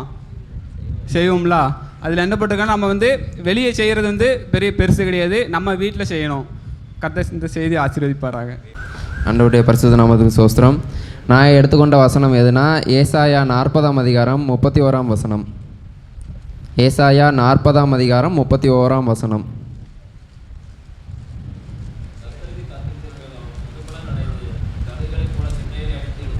போதும். நான் இதில் வந்து எடுத்துக்கிட்ட வார்த்தை வந்து கர்த்தருக்கு காத்திருக்கிறவர்கள் அப்படின்ற வார்த்தையை வந்து நான் எடுத்துருக்கிறேன். ஏன்னா வந்து நமக்கு வந்து இந்த உலக காரியங்களில் வந்து நம்ம நிறைய காரியங்களுக்காக வந்து நம்ம காத்திருப்போம். இப்போ வேலைக்கு வந்து பஸ்ஸில் அந்த மாதிரி போகிறோம் அப்படின்னா அது வர்ற வரைக்கும் நம்ம காத்திருப்போம். வேலையில் சம்பளம் வர்ற வரைக்கும் காத்திருப்போம். ஸ்கூல் பசங்கன்னா அவங்க அப்பா அம்மாட்ட ஏதாவது காரியங்கள் கேட்டிருந்தாங்கன்னா அது கிடைக்கிற வரைக்கும் காத்திருப்போம். இந்த காத்திருப்புன்றது வந்து நம்ம வாழ்க்கையில் எப்போவுமே இருக்கும். ஆனால் வந்து அது ஒரு எரிச்சல் ஊட்டக்கூடிய ஒரு காரியமாக இருக்கும். ஏன்டா இவ்வளோ நேரம் காத்திருக்கோம், கொஞ்சம் லேட் ஆகிட்டுனாலும் நமக்கு வந்து இங்கே எரிச்சல் வர ஆரம்பிச்சிடும். ஏன் இவ்வளோ நேரம் நம்ம காத்திருக்கணும் அப்படின்ட்டு. அதே மாதிரி வந்து ஆனால் வேதாகமத்தில் வந்து ஒரு 2 பேர் இருக்காங்க காத்திருந்ததில் வந்து ரொம்ப நாள் காத்திருந்தது. யாரெல்லாம்னா, ஒன்று வந்து நமக்கு தெரியும் ஆபிரகாம், இன்னொன்று வந்து யோசேப்பு வந்து என்னென்னா, அவர் வந்து சின்ன வயசில் வந்து ஒரு கனவு வந்து காண்பார். என்னென்னா, அவரை சுற்றி எல்லாரும் அவரை வணங்குற மாதிரி ஒரு கனவு வந்து காண்பார். இதை வந்து அவர் வீட்டில் சொன்னோடனே அவங்க அண்ணன் எல்லாருக்கும் வந்து பிடிக்காமல் அவர் என்ன பண்ணிடுவாங்கன்னா, ஃபஸ்ட்டு வந்து குழியில் தூக்கி போட்டுருவாங்க. அதுக்கடுத்து எதுக்கு குழியில் போடணும் அப்படின்னு சொல்லி என்ன பண்ணிடுவாங்கன்னா, அதுக்கடுத்து அவர்களை வந்து அவனை வந்து விற்றுருவாங்க. அவன் வந்து அங்கே அந்த கனவு வந்து அவன் பழிக்கிறதுக்கு வந்து எவ்வளோ வருடங்கள் ஆச்சுன்னா ரொம்ப வருடங்கள் ஆச்சு. அவன் வந்து வளர்ந்து அதுக்கடுத்து அந்த அவன் போன தேசத்தில் வந்து அவன் வந்து ஒரு அதிகாரியாக வர்ற வரைக்கும் வந்து அந்த வாக்குத்தத்தம் வந்து அப்படியே இருந்தது. அதற்காக அவன் வந்து காத்து கொண்டிருந்தான். அந்த வாக்குத்தத்தமும் அப்போது தான் நிறைவேறிச்சு. அதே மாதிரி ஆபிரகாமுக்கும் வந்து அவனுடைய 75ஆம் வயதில் வந்து ஆண்டவர் வந்து வாக்குத்தத்தம் கொடுத்து அது 100ஆவது வயதில் வந்து நிறைவேற்றினார். 25 வருட காலம் வந்து அவர் காத்திருந்தார். ஆனால் நம்ம வந்து ஒரு 5 நாள் கூட நம்மளால் காத்திருக்க முடியாது. ஒரு வாக்குத்தத்தம் ஆண்டவர் கொடுத்தாரு அப்படின்னா அந்த வாக்குத்தத்தத்தை வந்து நம்ம எவ்வளோ நாள் பிடிச்சிருப்போன்னா, ஒரு 5 நாள் இல்லை 1 வாரம், ஒரு 2 வாரம் அவ்வளோதான் வரும். அதே மாதிரி நம்ம இருக்காமல் ஆபிரகாம் மாதிரி நாம் என்ன பண்ணணும்னா, நம்மளுடைய வாக்குத்தத்தங்களை வந்து வருஷமாக வந்து நம்ம ஆண்டவர் நம்மளுக்கு கட்டளையிடுகிற வரைக்கும் நம்ம வந்து பிடித்து கொள்கிறவர்களாக இருக்க வேண்டும். அதுக்கடுத்து வந்து ஆண்டவர் வந்து என்னென்னா, ஆண்டவர் வந்து நம்ம எண்ணுகிற காரியங்களை விடவும் அதில் வந்து பெரிய காரியங்களை வந்து ஆண்டவர் வந்து கட்டளையிடுவார். ஆண்டவர் வந்து நம்ம திட்டங்கள் படி எப்போவுமே செய்கிறது இல்லை. ஆண்டவர் நம்மில் என்ன திட்டம் வச்சுருக்கிறாரோ அந்த திட்டத்தின்படி தான் செயல்படுவார். நம்ம காத்திருக்கும் போது அந்த திட்டங்கள் வந்து நமக்கு வந்து செயல்படும் போது நம்மளுடைய வாழ்க்கையிலும் வந்து மென்மேலும் ஆசீர்வாதங்கள் வந்து சேரும். ஆண்டவர் தாமே ஆசீர்வதிப்பாராக. யாராவது ஒருத்தர் வாசிக்கவும். சங்கீதம் 103:22. கொஞ்சம் சத்தமா. கர்த்தர் ஆளுகிற எவ்விடங்களிலும் உள்ள அவருடைய சகல கிரியைகளே அவரை சோஸ்தரியுங்கள். என் ஆத்மாவை கர்த்தரை சோஸ்தரி. இதில் நம்ம பார்க்க வேண்டியது எப்படின்னா அவரோட சகல கிரியைகளிலும் அவரை சோஸ்தரிங்கள். எந்த நடந்தாலும் அவரை வந்து தூச்சிக்கிட்டே சோஸ்தரிச்சுக்கிட்டே இருக்கணும். எது நடந்தாலும் எந்த சந்தோஷமாக இருந்தாலும் சரி, குழப்பமான நேரத்தில் இருந்தாலும் சரி, அவரை வந்து தூச்சிக்கிட்டே இருக்கணும். சங்கீதம் 34:1 நான் எக்காலத்திலும் கர்த்தரை சோஸ்தரிப்பேன்னு சொல்லி தாவீது சங்கீதம் சொல்லியிருக்காங்க. அதே மாதிரி நம்ம எந்த நேரமும் கர்த்தரை வந்து தூச்சிக்கிட்டே இருக்கணும். எது நடந்தாலும் கர்த்தருக்கே சோஸ்திரம் அப்படின்னு சொல்லணும். அப்படி செய்கிற நேரத்தில் ஏசாயா 41:10 வந்து நீ பயப்படாதே நான் உன்னோட இருக்கிறேன் அப்படின்னு சொல்லி சொல்லுவார்.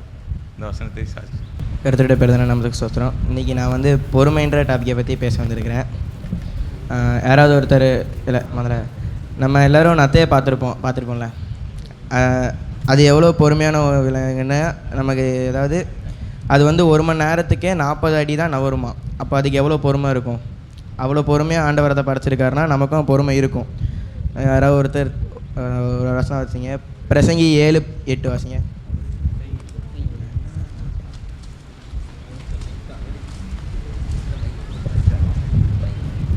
பிரசங்கி 7:8. ஒரு காரியத்தின் துவக்கத்தை பார்க்கிலும் அதன் முடிவு நல்லது, பெருமையுள்ளவனை பார்க்கிலும் பொறுமையுள்ளவன் உத்தமன். இதில் என்ன போட்டிருக்குன்னா, ஒரு காரியத்தின் தொடக்கத்தை காமிக்கலும் அதோட முடிவு நல்லதாக இருக்குது. பெருமை உள்ளவனை விடவும் பொறுமை உள்ளவன் அதாவது இப்போ நம்ம ஒரு காரியத்தை தொடங்க போகிறோன்னா அதில் அவசரப்படாமல் பொறுமையாக அவர்கிட்ட ஜெபிச்சு இதை நான் செய்யலாமா கூடாதா ஏசப்பா அப்படின்னு நம்ம ஜெபிச்சு அவர்கிட்ட கேட்டு அந்த காரியத்தில் ஒரு முடிவு எடுக்கிறது நல்லதாக இருக்கிறது. 1 தீமோத்தேயு 6:11 வாசிங்க.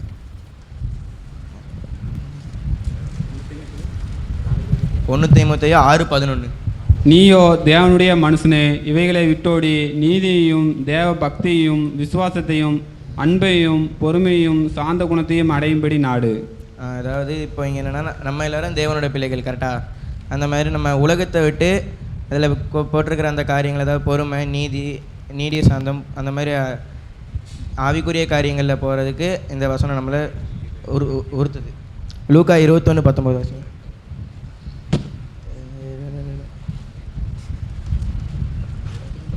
லூக்கா 21:19. பின்பு அவர் அப்பத்தை எடுத்து சோஸ்திரம் பண்ணி அதை பிட்டு அவர்களுக்கு கொடுத்து, இது உங்களுக்காக கொடுக்கப்படுகிற என்னுடைய சரீரமாய் இருக்கிறது. லூக்கா 21:19. உங்கள் பொறுமையினால் உங்கள் ஆத்மாக்களை காத்துக்கொள்ளுங்கள். நம்ம பொறுமையாக இருக்கிறதுனால நம்ம ஆத்மா காக்கப்படுதுன்னு இந்த வசனத்தில் போட்டிருக்கு. இப்போ அதாவது நம்ம பொறுமையாக இருக்கோமான்னு நம்மளே சோதித்து பார்க்குறோம். நம்ம அவசரப்படுறவங்களாக இருந்தோன்னா அந்த குணத்தை நம்ம மாற்றிக்க ட்ரை பண்ணணும். முடிவெடுக்கிற காரியங்கள்லையும் நம்ம கொஞ்சம் பொறுமையாக இருந்து அவர்கிட்ட ஜெபிச்சு நம்ம என்ன செய்யலாம் அப்படின்றத அவர் சொல்லுவார் நமக்கு. ரோமர் 5:3 வாசிங்க. ரோமர் 5:3.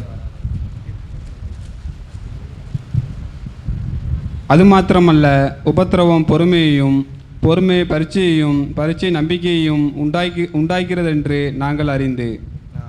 பொறுமை பரீட்சையையும், பரீட்சை நம்பிக்கையையும் உருவாகிறது. அப்போ நம்ம பொறுமையாக இருக்கிறதுல நமக்கு நம்பிக்கை வரும், இது கண்டிப்பாக நமக்கு நடக்கும் அப்படின்ற மாதிரி ஒரு நம்பிக்கை வரும். இப்போ தாவீது ராஜாவை எடுத்துக்கிட்டோன்னா, அவர் எந்த முடிவையும் அவராக எடுக்க மாட்டார். எந்த ஒரு சின்ன விஷயம்னாலும் ஆண்டவர்கிட்ட ஜெபிச்சு இதை நான் செய்யலாமா கூடாதா ஏசப்பா, நீங்கள் எனக்கு சொல்லுங்கள் ஏசப்பான்னு அவர் கேட்டு அதுக்கப்புறம் தான் முடிவு எடுத்தார். அவரை மாதிரி நம்மளும் இருக்கணுன்ட்டு இந்த வசனம் நமக்கு சொல்லுது. சார் தேவன் தாமே இந்த சிறுவார்த்தை ஆசீர்வதிப்பாராக. யாராவது வாசிக்கலாம். சங்கீதம் 91:12.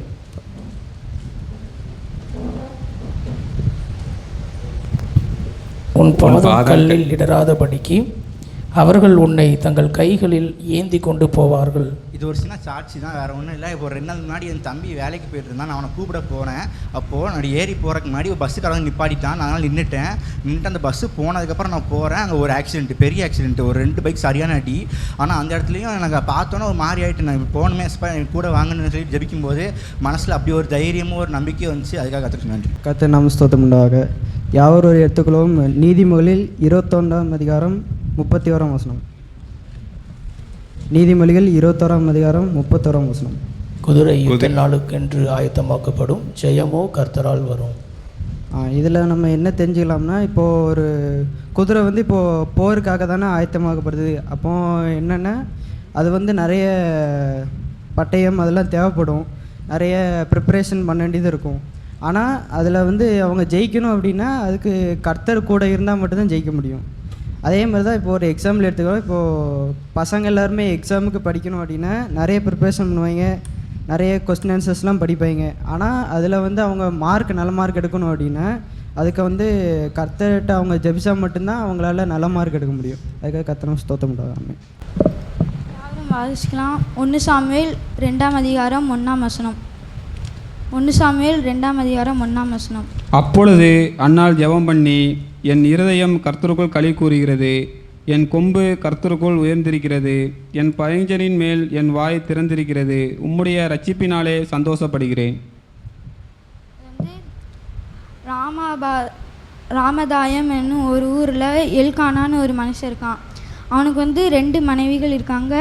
முதல் மனைவி பேர் அன்னாள், 2வது மனைவி பேர் பெண்ணின்னாள். அந்த பெண்ணின்னாள் வந்து அன்னாளில் வந்து ரொம்ப கொடுமைப்படுத்தியிருக்காங்க.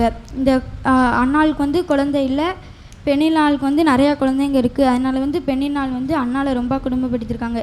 இதனால் அன்னாள் வந்து சீலோ ஒரு ஆலயத்திற்கு போகிறாங்க, போய் ப்ரேயர் பண்ணுறாங்க. அடுத்து ஒரு பொருத்தனை வச்சுருக்காங்க. அந்த பொருத்தனை வந்து நீங்கள் எனக்கு குழந்தை கொடுத்தீங்கன்னா அது இந்த ஆலயத்திற்கே வந்து தந்துடுறேன் அப்படின்னு ஒரு பொருத்தனை பண்ணியிருக்காங்க. அடுத்து அவங்க ப்ரேயர் பண்ண அடுத்த 1 வருஷத்துலேயே ஏசப்பா வந்து அவங்களுக்கு வந்து ஒரு ஆண் பிள்ளையை கொடுத்துருக்காங்க. அடுத்து வந்து அந்த பிள்ளையை எடுத்துகிட்டு போய் அந்த ஆலயத்திற்கு போய் கொடுக்காங்க. சாமுவேல் தீர்க்கதரிசி. அதுக்கடுத்து ஏசப்பா வந்து அன்னாளுக்கு வந்து 5 பிள்ளைங்க கொடுத்துருக்காங்க. 3 ஆண் பிள்ளைங்க, 2 பெண் பிள்ளைங்க. இதில் வந்து இது வந்து அன்னாள் வந்து அந்த கவலைங்க எல்லாமே மனுஷங்கிட்ட சொல்லாமல் போய் ஏசப்பாட்ட சொன்னனால அவளுக்கு வந்து 5 பிள்ளைங்க கிடச்சிருக்கு. அதனால் நாமளும் எந்த கஷ்டம் இருந்தாலும் நம்ம மனுஷங்கிட்ட சொல்லாமல் போய் ஏசப்பாட்ட சொல்லணும். யாராவது ஒருவர் வாசிக்கலாம். சங்கீதம் 34:1. கர்த்தரை நான் எக்காலத்திலும் ஸ்தோத்தரிப்பேன், அவர் துதி எப்பொழுதும் என் வாயில் இருக்கும்.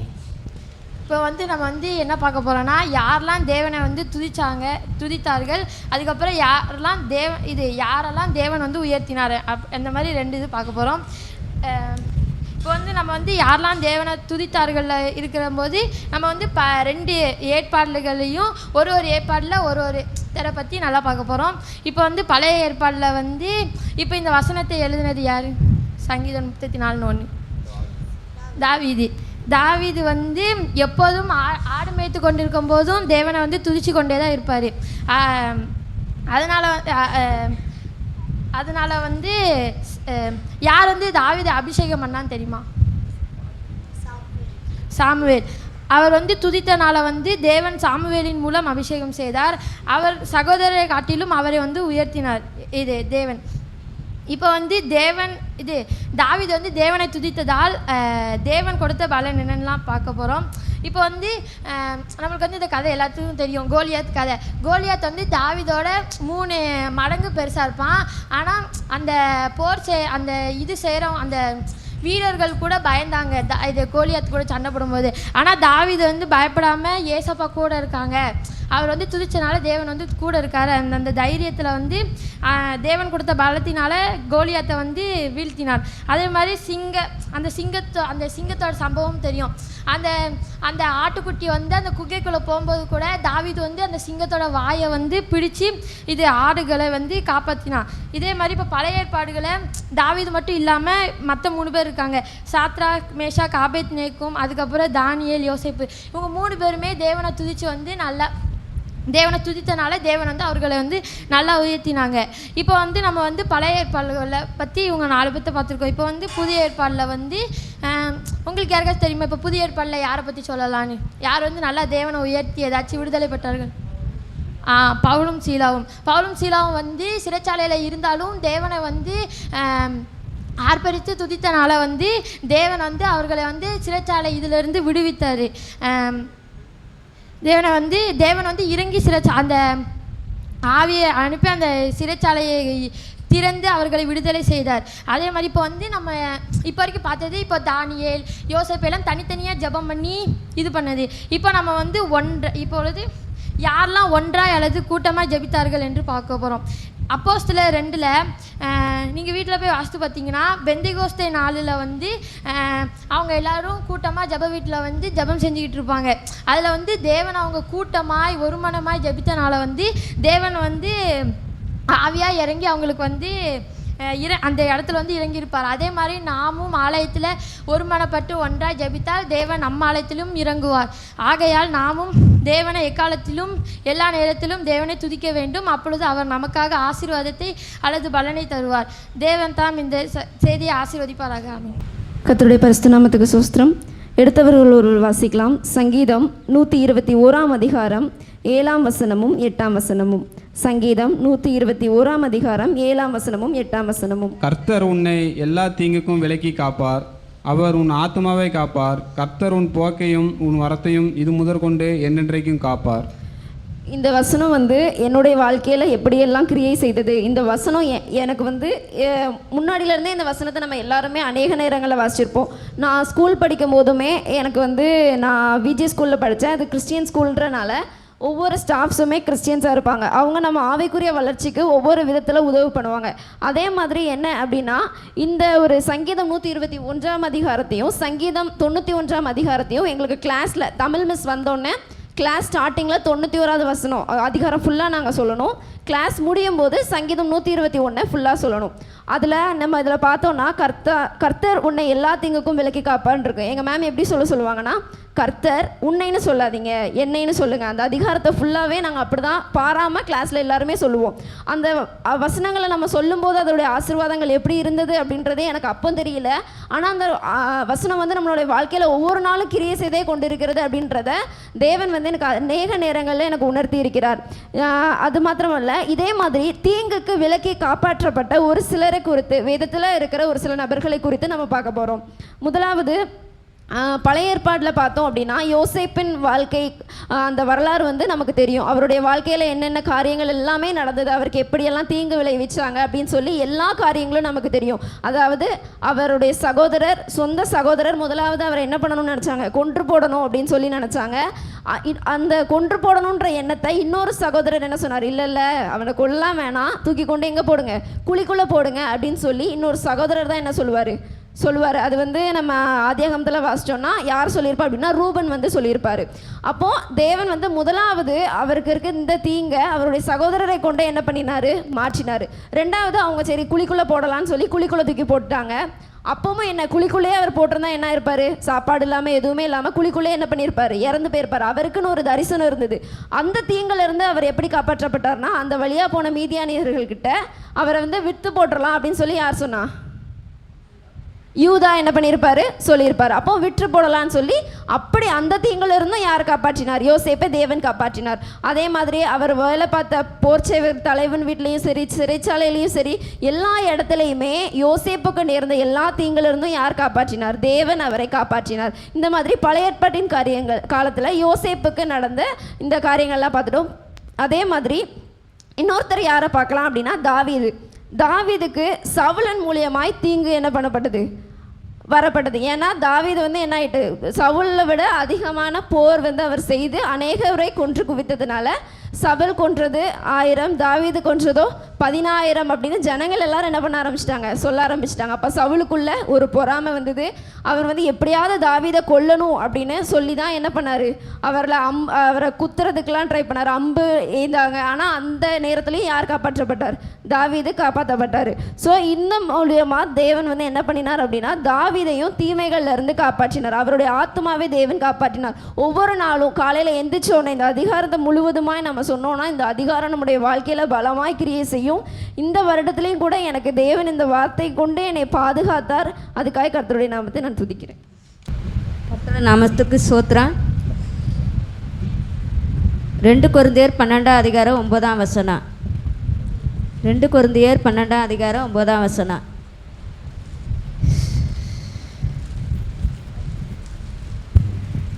அதற்கு அவர், என் கிருபை உனக்கு போதும், பலவீனத்திலே என் பலன் பூரணமாய் விளங்கும் என்றார். ஆகையால் கிறிஸ்துவின் வல்லமை என்மேல் தங்கும்படி என் பலவீனங்களை குறித்து நான் மிகவும் சந்தோஷமாய் மேன்மை பாராட்டுவேன். இது வந்து ஒரு சாட்சி தான். என் பலவீன நேரத்தில் நான் 3 நாள் உடம்பு சரியில்லாமல் இருந்த நேரத்தில் காலையில் படுத்துலேருந்து படுத்து சுகமே இல்லை, தலைவலி பயங்கரமாக இருந்தது, காய்ச்சல்லேருந்து ரொம்ப உடம்பு சரியில்லாமல் இருந்தேன். இன்றைக்கி கூட எப்படி சர்ச்சுக்கு வரப்போகிறான்னு நினச்சிட்டு இருந்தேன். அதிலேருந்து பலவீனத்தை தந்த இயேசப்பாவுக்கு நன்றி. போன வருஷத்தில் என் பொண்ணு 12ஆம் கிளாஸ் படித்து முடித்தா. அதுக்கப்புறம் காலேஜ் படிக்க வைக்கிறதுக்கு நானும் படிக்கலை, அவங்க அப்பாவும் படிக்கலை. பிள்ளை எப்படி தான் காலேஜ் சேர்க்க போகிறோமோ நினச்சா, அதுலேருந்து தேவன் இயேசப்பா எங்களுக்கு ஒரு காலேஜில் வந்து ஒரு சீட்டு தந்தாங்க. பிள்ளைக்கு படிக்க வைக்கிறதுக்கு எங்களுக்கு எதுவுமே தெரியலை. ஏசப்பா தான் எங்கள் கூட இருந்து வழி நடத்தினாங்க. ஒரு வருஷத்துக்கு ஃபீஸ் கட்டுறதுக்கு தேவையான பணத்தை தந்த ஏசப்பாவுக்கு நன்றி. கர்த்தருக்கு ஸ்தோத்திரம். நான் வந்து ஒரு சிறு சாட்சி தான் சொல்ல போகிறேன். ஏசாயா 49ஆம் அதிகாரம் 23ஆம் வசனத்தில் பிற்பகுதி. எனக்கு காத்திருக்கிறவர்கள் வெட்கப்படுவதில்லை என்பதை அப்பொழுது அறிந்து கொள்வாய். நான் வந்து செமஸ்டர் எக்ஸாம் எழுதியிருந்தேன். அதுக்கு வந்து ரிசல்ட்டு போன மாதம் செகண்ட் சண்டே தான், சர்ச்சு முடிஞ்சதுக்கப்புறம் தான் வந்துச்சு. என்ன வந்துச்சுன்னா, எனக்கு ஒரு இது வந்து அரியர் விழுந்துச்சு. எனக்கு வந்து ரொம்ப கஷ்டமாக இருந்துச்சு. ஏன்னா நான் ஸ்கூல்லேயுமே நான் ஃபெயில் ஆனதே கிடையாது. ரொம்ப அழுதுகிட்டே இருந்தேன். அப்போ வந்து ஆண்டி தான் சொன்னாங்க, ரீவல்யூஷன் போடு, நீ நல்லா தானே எழுதியிருக்க, பாஸ் ஆயிடுவேன்னு சொல்லிட்டு ஆண்டி சொன்னாங்க. அப்புறம் நிறைய பேர்கிட்ட கேட்கும்போது நிறைய பேர் சொன்னாங்க, பாஸ் ஆக முடியாது, அப்படி நீ திரும்பவும் எழுது அப்படின்னு தான் சொன்னாங்க. அப்புறம் நான் வந்து காலேஜில் வந்து சர்ச்சில் வந்து சேப்பலில் கம்யூனியன் சர்வீஸ் நடந்துச்சு. அப்போ மேம் சொன்னாங்க, ஆல் கிளியர் ஆனவங்களாம் போய் வந்து ப்ரேயர் பண்ணுங்க அப்படின்னு சொல்லிட்டு. எனக்கு வந்து ரொம்ப கஷ்டமாக இருந்துச்சு. அந்த இடத்துல வந்து நான் வந்து ப்ரேயர் பண்ண முடியலைன்ட்டு. அப்போ நான் ஏசப்பாட்ட சொன்னேன், ஏசப்பா நீங்கள் வந்து இந்த ரீவல்யூஷனில் எப்படியாவது நான் பாஸ் ஆகணும், நான் வந்து நெக்ஸ்ட்டு கம்யூனியன் சர்வீஸ்க்கு சாட்சியாக சொல்லணும்னு சொல்லிட்டு நான் இருந்தேன். அதே மாதிரி நேற்று நைட்டு தான் ரிசல்ட் வந்துச்சு. அதில் வந்து நான் பாஸ் ஆனேன். அதுக்கு தேவனுக்கு ஸ்தோத்திரம். அது மட்டும் இல்லாமல் நான் ஏ கிரேட் வாங்க தேவன் எனக்கு கிருபை செய்தவருக்கு தேவனுக்கு ஸ்தோத்திரம். மத்தேயு 1ஆம் அதிகாரம் 22வது வசனம். தீர்க்கதரிசியின் மூலமாய் கர்த்தராலே உரைக்கப்பட்டது நிறைவேறும்படி இதெல்லாம் நடந்தது. கர்த்தருக்கு ஸ்தோத்திரம். நான் என்ன பேச என்ன செய்யணும், நான் ஒன்றுமே தெரியாதவளாக தான் இருக்கேன். இருந்தாலும் மனசில் ஒரு வருத்தங்கள், எல்லா காரியங்கள் இந்த மாதத்தில் நல்ல ஒரு காரியங்கள் நிறைவேறிச்சு. ஆனால் நிறைவேறினது எனக்கு உடம்புக்கு துப்புற முடியலை. இப்போ நிற்கிறதும் கூட கடவுளுடைய கிருபையினால தான் நிற்கேன். அப்போ நான் நல்லா செவிப்பேன். அவனை இப்போ எனக்கு செவிக்கும் போதெல்லாம் அழுவ கண்ணீர் வந்துடுது. அதனால் நான் செபத்தெல்லாம் கொஞ்சம் விட்டாலும் இந்த வசனத்தின்படி உடைக்கப்பட்ட காரியம் நம்ம வந்து எத்தனையோ பேர் நம்ம அக்கா சகோதரன் சகோதரி எல்லாத்தையும் எதிர்பார்த்து அங்கே பார்த்துடலாம் இங்கே பார்த்துடலாம் ஈஸியாக கிடைக்குங்கிறத தான் வார்த்தைகளை சொன்னாங்களே தவிர, ரெண்டாவது ஒருத்தருமே இந்த இதையுமே கண்டுக்கிடாத அளவுக்கு இருந்துட்டாங்க.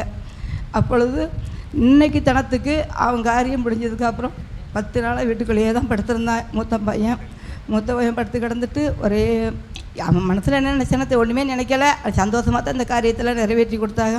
அவன் மூலியமாக சொன்னதுனால தான் சரி ஒரு காரியத்தை நடத்துவோம் சந்தோஷமாக நானும் முன்னாடி வருவேன்னு சொன்னால் வந்தான், செஞ்சான். காரியம் முடிஞ்சதுக்கப்புறம் 10 நாளாக வீட்டுக்குள்ளேயே தான் படுத்திருந்தான். நடு வீடு தவிர மற்ற எங்கேயும் சாப்பாடு கொண்டு எடுத்து தான் கொடுத்தேன்.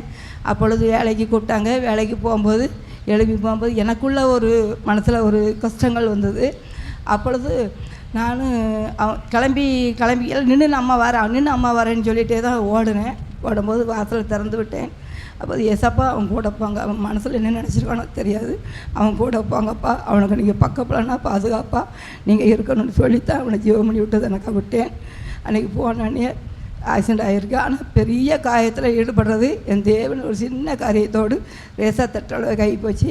அப்படி இருந்தால் வேலை செஞ்சிடலான்னு சொல்லி நைட்டு போகும்போது நடந்த காரியத்தை வெளியே அப்பா அம்மாட்ட சொல்லக்கூடாதுன்னு கனியிட்ட மட்டும் சொல்லியிருக்கேன்னு சொல்லாத, ரேசா தான் அண்ணன் வேலைக்கு போயிடுவேன் அப்படின்னு. அப்பா படுத்து உறங்கிட்டு வேலை செய்யும்போது தன்னால் ரத்தம் வந்து அந்த ட்ரெஸ் மாட்டினோடனே ரத்தம் நிற்காத அளவுக்கு போயிருக்கு. அப்போ நிற்காத அளவுக்கு வரையும் தான் எல்லோரும் சத்தம் போட்டிருக்காங்க. அவனுக்கு ஒரு மாதிரி கண்ணு கட்டாக வந்திருக்கு. அப்போ சரி நம்ம கிளம்பிடுறோம். நைட்டில் அடித்த கீழே விழுந்த ஆக்சிடெண்ட்டுக்கு காலையில் அவனுக்கு காட்டியிருக்கு. அதுக்கு பிறகு தான் எப்படி சொல்ல அப்படின்னு சொல்லிட்டு என்கிட்ட கேட்டான். அப்போ எம்மா நான் வேறு அப்பாட்ட ஒன்றும் சொல்ல வேண்டாம், ரேசை ஒரு சின்ன காயந்தாம்மா, ரேசை கீழே விழுந்துட்டேன், நான் வேலை செஞ்சிடும் வரமாட்டேன்னு மட்டும் சொன்னேன். ஏழை நீ வேலைக்கு ஏன் போனேன், நீ அப்படியே திரும்பி வந்துட வேண்டியதுன்னு சத்தம் போட்டேன். மனசில் கஷ்டமாக இருந்துச்சு. சர்ச்சைக்கு வரும்போதும் கூட நான் ஒன்றுமே சமையல் செய்யலையே. அப்போ ஏதோ அம்மா வீட்டில் இருக்கேன், நீ பையன் வா அப்படின்னு நான் சாப்பாடு ஆக்குறேனே. இல்லைம்மா நீ சர்ச்சைக்கு போ, நானும் நாங்கள் வேலை செஞ்சிருவோம்மா அப்படின்னு சொல்லிட்டான். செஞ்சுட்டு அவன் செய்யும்போது காலிலேருந்து அப்படியே ரத்தமாக கொஞ்சம் வடியவும் எல்லோரும் சத்தம் போட்டு கண்ணை கட்டி கீழே எல்லாம் விழுந்துருவேன், நீ வீட்டுக்கு போ அப்படின்ட்டாங்க. அதுக்கப்புறம் அவங்க அப்பாட்ட போனை போட்டு எப்போ இப்படி ஆயிடுச்சு நான் வாரேன்னு சொல்லி வந்தான். வந்து தையல் போட்டு அப்பா போய் போன உடனே ஒரு 3-4 தையல் போட்டிருந்தாங்க. தையல் பிரிக்க கூட போகலை. அப்படியே 4 நாளாக வீட்டில் வந்துட்டு 5 நாள் அவன் பாட்டுக்கு வேலையை போயிட்டான். அவன் சொல்லும் போதே சொல்லிட்டு போகிறான், ஏமா 10 நாளாக வீட்டில் இருந்துட்டு எது நினைக்காத, ஒரு 7,000 8,000 சம்பளம் கிடைக்கும், 4 நாள் வேலை இருக்குமான்னு சொல்லிட்டு போனான். ஏழை நீ ஏன் கணக்கு போட்டுட்டு போகிற அப்படின்னு சொன்னேன். அப்போ அவன் சொன்ன வார்த்தையினால் எனக்கு ஒரு 3,000 ரூபா எனக்கு தான் கையில் நட்டோம். அப்போ அந்த வார்த்தையில் வந்து முன்குறித்து சொன்னதுனால தானோ என்னமோ எனக்கு ஒரு மனசு கஷ்டமாக இருந்துச்சு. பெரிய ஆபத்து வர இடத்துல அவனுக்கு ஒரு சின்ன ஒரு ஆபத்தாக ஆகி போச்சு. அப்படி இருப்பதனால அவன் காரியமும் பாருங்கள் அப்படியே தடைப்பட்டு போகுது. இந்த காரியங்கள் ஒரு காரியங்களுக்கு மட்டும் நிறைவேறணும். இந்த நிறைவேறிட்டுனா எனக்கு எந்த ஒரு இதுவும் கிடையாது. தேவாதி அவனுக்கு கர்த்தருக்கு கொடான கோடி நன்றி செலுத்துவேன். ஏசாயா 41 அதிகாரம் 10ஆம் வசனம்.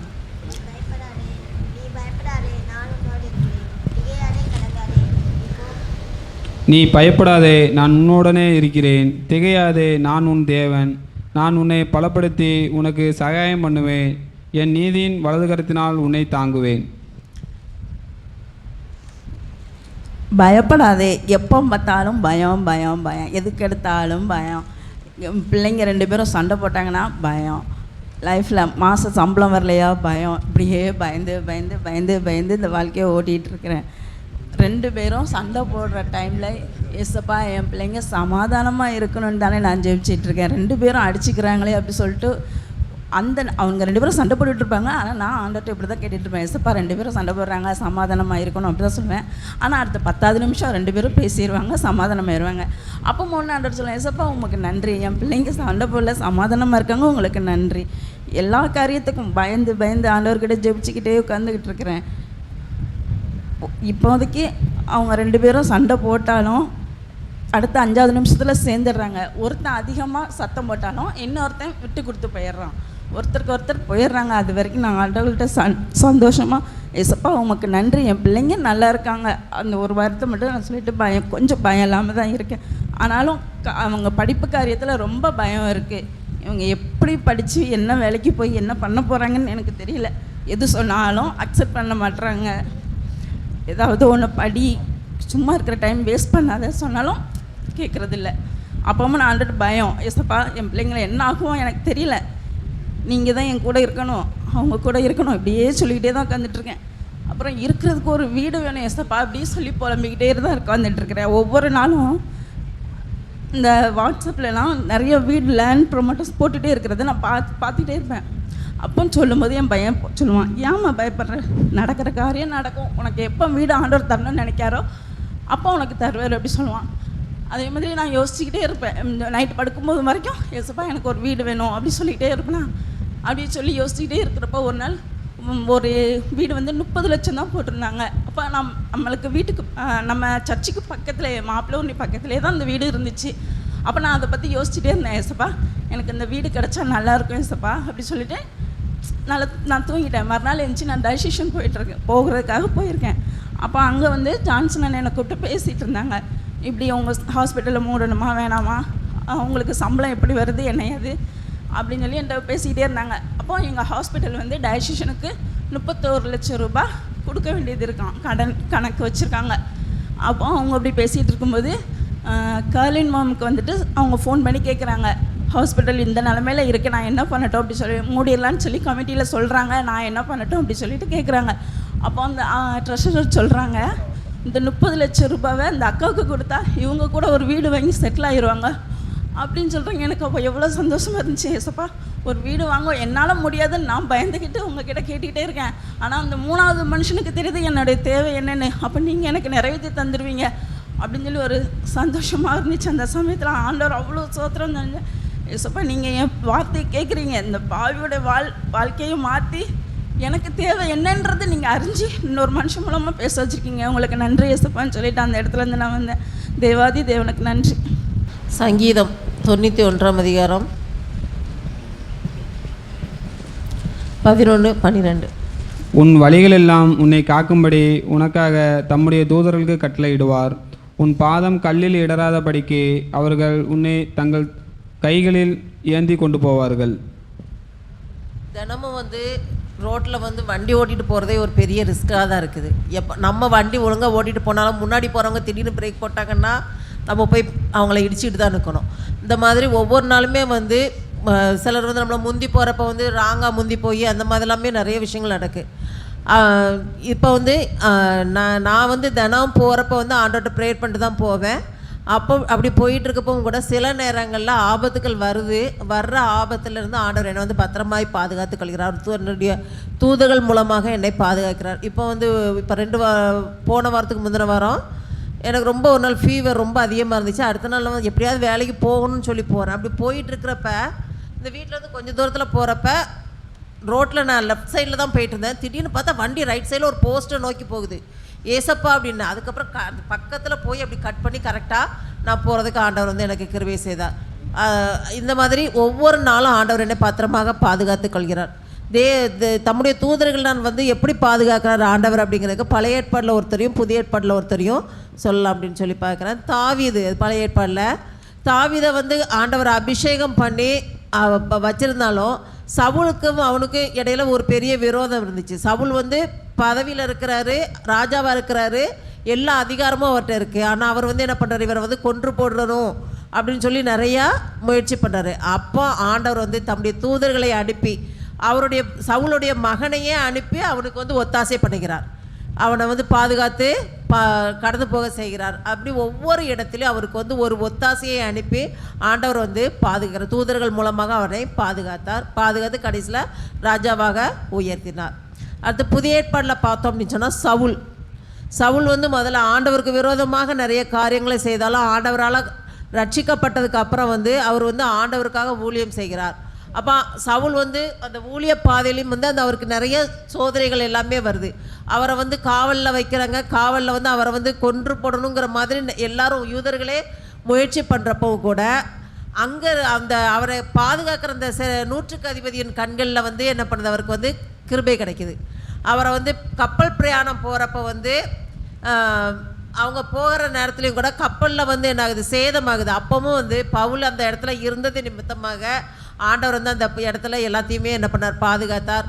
அந்த இடத்துல பவுல் தானே திடப்பட்டு மற்றவர்களுக்கு தைரியம் சொல்லி அனைவரையும் பாதுகாத்தார்.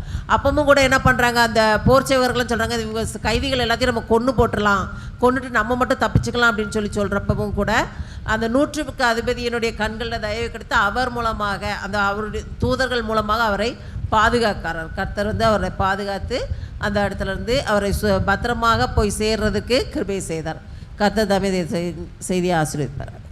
பரிசுத்த நாமத்துக்கு ஸ்தோத்திரம். என்னையும் மட்டும் காத்த என் தேவன் இந்த இடத்துல வந்து கர்த்தருடைய நாமத்தை சொல்ல எனக்கு கர்த்தர் பலன் தந்ததற்காக கோடான கோடி நன்றி. கடந்த நாட்களும் கூட போன வாரம் எனக்கு ஆலயத்துக்கு கூட வர முடியல, அந்த மாதிரி ஒரு பலவீனம். ஆனாலும் கர்த்தர் எனக்கு ஒரு வார்த்தை தந்தார். சங்கீதம் 139 1-3. கர்த்தாவே, நீர் என்னை ஆராய்ந்து அறிந்திருக்கிறீர். என் உட்கார்தலையும் என் எழுந்திருக்கிறதையும் நீர் அறிந்திருக்கிறீர். என் நினைவுகளை தூரத்திலிருந்து அறிவீர். நான் நடந்தாலும் படுத்திருந்தாலும் என்னை சூழ்ந்திருக்கிறீர். என் வழிகளெல்லாம் உமக்கு தெரியும். அதே போல் என்னுடைய காரியத்தில் நடந்தாலும் படுத்திருந்தாலும் என்னை சூழ்ந்திருக்கிற ஒவ்வொரு காரியத்திலும் என்னை நடத்துது சாட்சியாகத்தான் சொல்கிறேன். எஸ்ஸப்பா எனக்கு என்ன இந்த பலவீனம் அப்படின்னு திருப்பியும் மாத்திரை டாக்டர் அதே பழைய மாத்திரை கொடுத்து எந்திக்க முடியலை.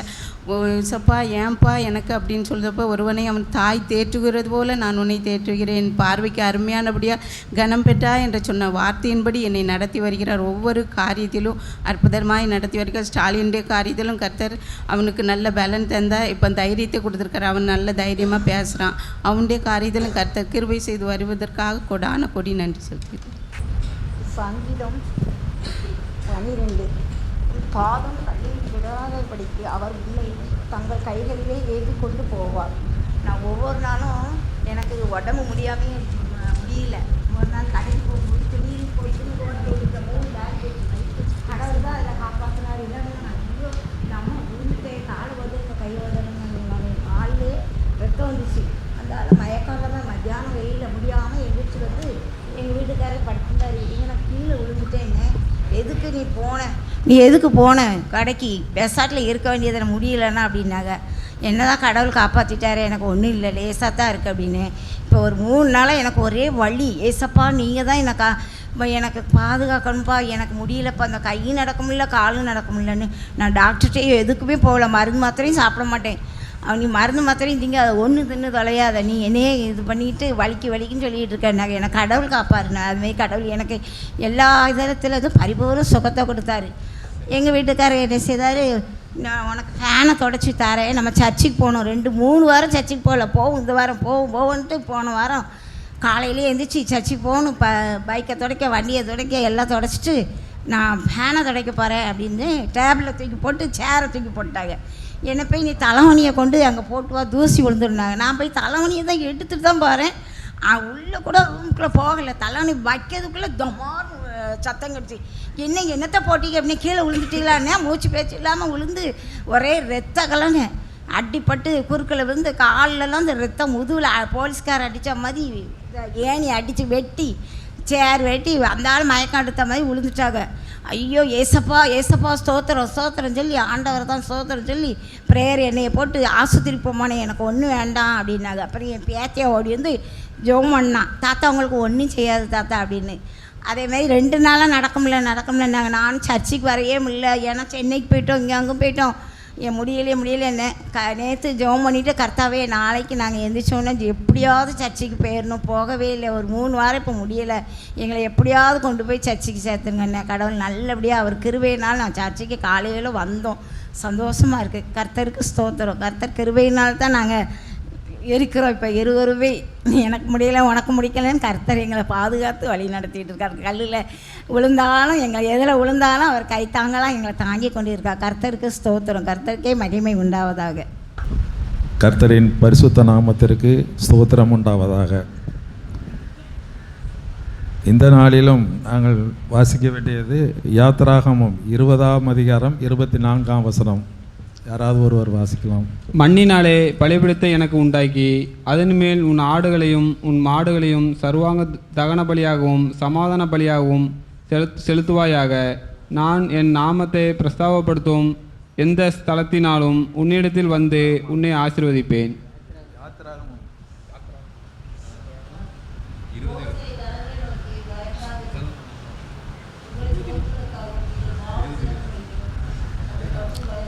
நான் என் நாமத்தை பிரஸ்தாபப்படுத்தும் எந்த ஸ்தானத்திலும் உன்னிடத்தில் வந்து உன்னை ஆசீர்வதிப்பேன். அதாவது நான் சொல்ல வருவது என்னவென்றால், எந்த நிலையிலும் கர்த்தர், அவன் உயர்ந்த நிலையில் இருந்தாலும் சரி, மிக தாழ்வான நிலையில் இருந்தாலும் சரி, எந்த இடத்திலும் இருந்தாலும் சரி, யாரிடம் இருந்தாலும் சரி, பணக்காரரிடத்தில் இருந்தாலும் சரி, ஏழைகளிடத்தில் இருந்தாலும் சரி, எந்த நேரத்தில் ஆண்டவருடைய நாமத்தை பிரஸ்தாபப்படுத்தும் பொழுது நிச்சயமாக அவர் நம்மோடு வந்து ஆசீர்வதிப்பார் என்று வேதத்தில் கூறப்பட்டது போல என்னுடைய சிறு சம்பவம். என் மனைவி சொன்னால், அதே மாதிரி மேலே மின்விசிறியில் இருந்த தூசிகள் நிறைய கீழே விழுந்து கம்பளி பூச்சி போல் தோற்றத்தில் சிறு சிறு இதாக இருந்தது. அப்போ என் பேத்தியெல்லாம் விளையாண்டு சாப்பிட்டுக்கிட்டு இருக்கும்போது அதில் விழுந்தால் என்ன ஆகிற போதோ அப்படிங்கிற ஒரு எச்சரிக்கைக்காக அந்த மின்விசிறியை நாம் சுத்தப்படுத்தி விடுவோம் என்ற ஒரு ஆசையில் டேபிள், இதே மாதிரி ஒரு டேபிளையும் போட்டு அதன் மேல் ஒரு பிளாஸ்டிக் சேரையும் மேலே போட்டு என் மனைவி என்னோட ஒத்தாசையாக இருந்தால் பிடித்து கொண்டால் ஒரு மின்விசிறியை ஈஸியாக எளிதாக சுத்தப்படுத்தி விட்டாச்சு. உடனே அடுத்த மின்விசிறிக்கு நகட்டி கொண்டு போகும்போது அது பக்கத்தில் உள்ள துணிகள் தலையணைகள் மேலெல்லாம் விழுந்து விடக்கூடாது, அதனால் அதை நான் அப்புறப்படுத்தி விட்டு வந்திருக்கிறேன், கொஞ்சம் பொறுங்கள் என்று சொல்லிட்டு போனாள். நான் இதை சாதாரணமாக நினைத்து கொண்டு அதே மாதிரி நகட்டி வைத்துட்டு மேலே ஏறி மல்லாக்க ஏறி மின்விசிறி தொடத்தான் செய்தேன். அந்த ஆளை என்னை அறியாமல் மல்லாக்க மேலிருந்து விழுந்தேன். இடுப்பில் அடித்து சடார் என்று அடித்தது. ஆண்டவரே என்று சொல்லி விழுந்தேன். அப்பொழுதுதான் இந்த வசனத்தை நான் நினைவு வருகிறேன். எந்த ஸ்தானத்தில் இருந்தாலும் ஆண்டவர் நிச்சயமாக நம்மளை ஆசீர்வதிப்பார் என்பது போல விழுந்து கிடந்தேன். உடனே ஓடி வந்து பதறிக்கொண்டு தூக்கி அப்படி இதெல்லாம் பதறிட்டு இருந்தார். பிறகு எல்லாரும் மறுநாள் எல்லாம் நடக்க முடியாதபடி படுத்திருக்கும் போது உடனே மருத்துவமனை செல்லுங்கள், அங்கே இன்ஜெக்ஷனாக போடணும், இல்லை ஸ்கேன் எடுத்து பார்க்கணும், என்ற இது ஃப்ராக்சர் ஆகிருக்கலாம், இல்லை ஏதாவது நடந்திருக்கலாம் என்று. ஆனால் நான் ஒரே இது, ஆண்டவர் மேல் உள்ள முழு நம்பிக்கையோடு அவர் பார்த்து கொள்வார், எந்த ஸ்தானத்திலும் எந்த வேலையிலும் எந்த கட்டத்திலும் அவர் என்னை தேற்றுவார் என்ற முழு நம்பிக்கையோடு இருந்தேன். எந்த இன்ஜெக்ஷனும் எதுவுமே போட போகவே இல்லை. என்னுடைய பாலிய நண்பன் ஒருத்தன் தற்செயலாக அவன் அரபு கண்ட்ரியில் இருக்கிறான், முஸ்லீம். அவன் என ஒரு ஆயின்மெண்ட் ஒன்றை கொடுத்தான். இதை நீ போடு மகா, நீ இந்த மாதிரி இது பண்ணணும். ஆண்டவரை நினச்சி அதை தேவைன்னு ஒரு தடவை தான் போட்டேன். 2 நாள் படுத்திருந்தவன் ஆண்டவரே என்று சொல்வார் போல இப்பொழுது அற்புதமாக நடக்கிறேன். ஆண்டவருடைய முழு கிருபையினாலும் ஆண்டவருடைய முழு சுகத்தினாலும் அவர் தந்த மேன்மையினால் நான் நிச்சயமாக நடமாடிக்கொண்டிருக்கிறேன். கர்த்தருடைய பரிசுத்த நாமத்துக்கு ஸ்தோத்திரம் உண்டாவதாக. ஆமென். மத்தேயு 5:37.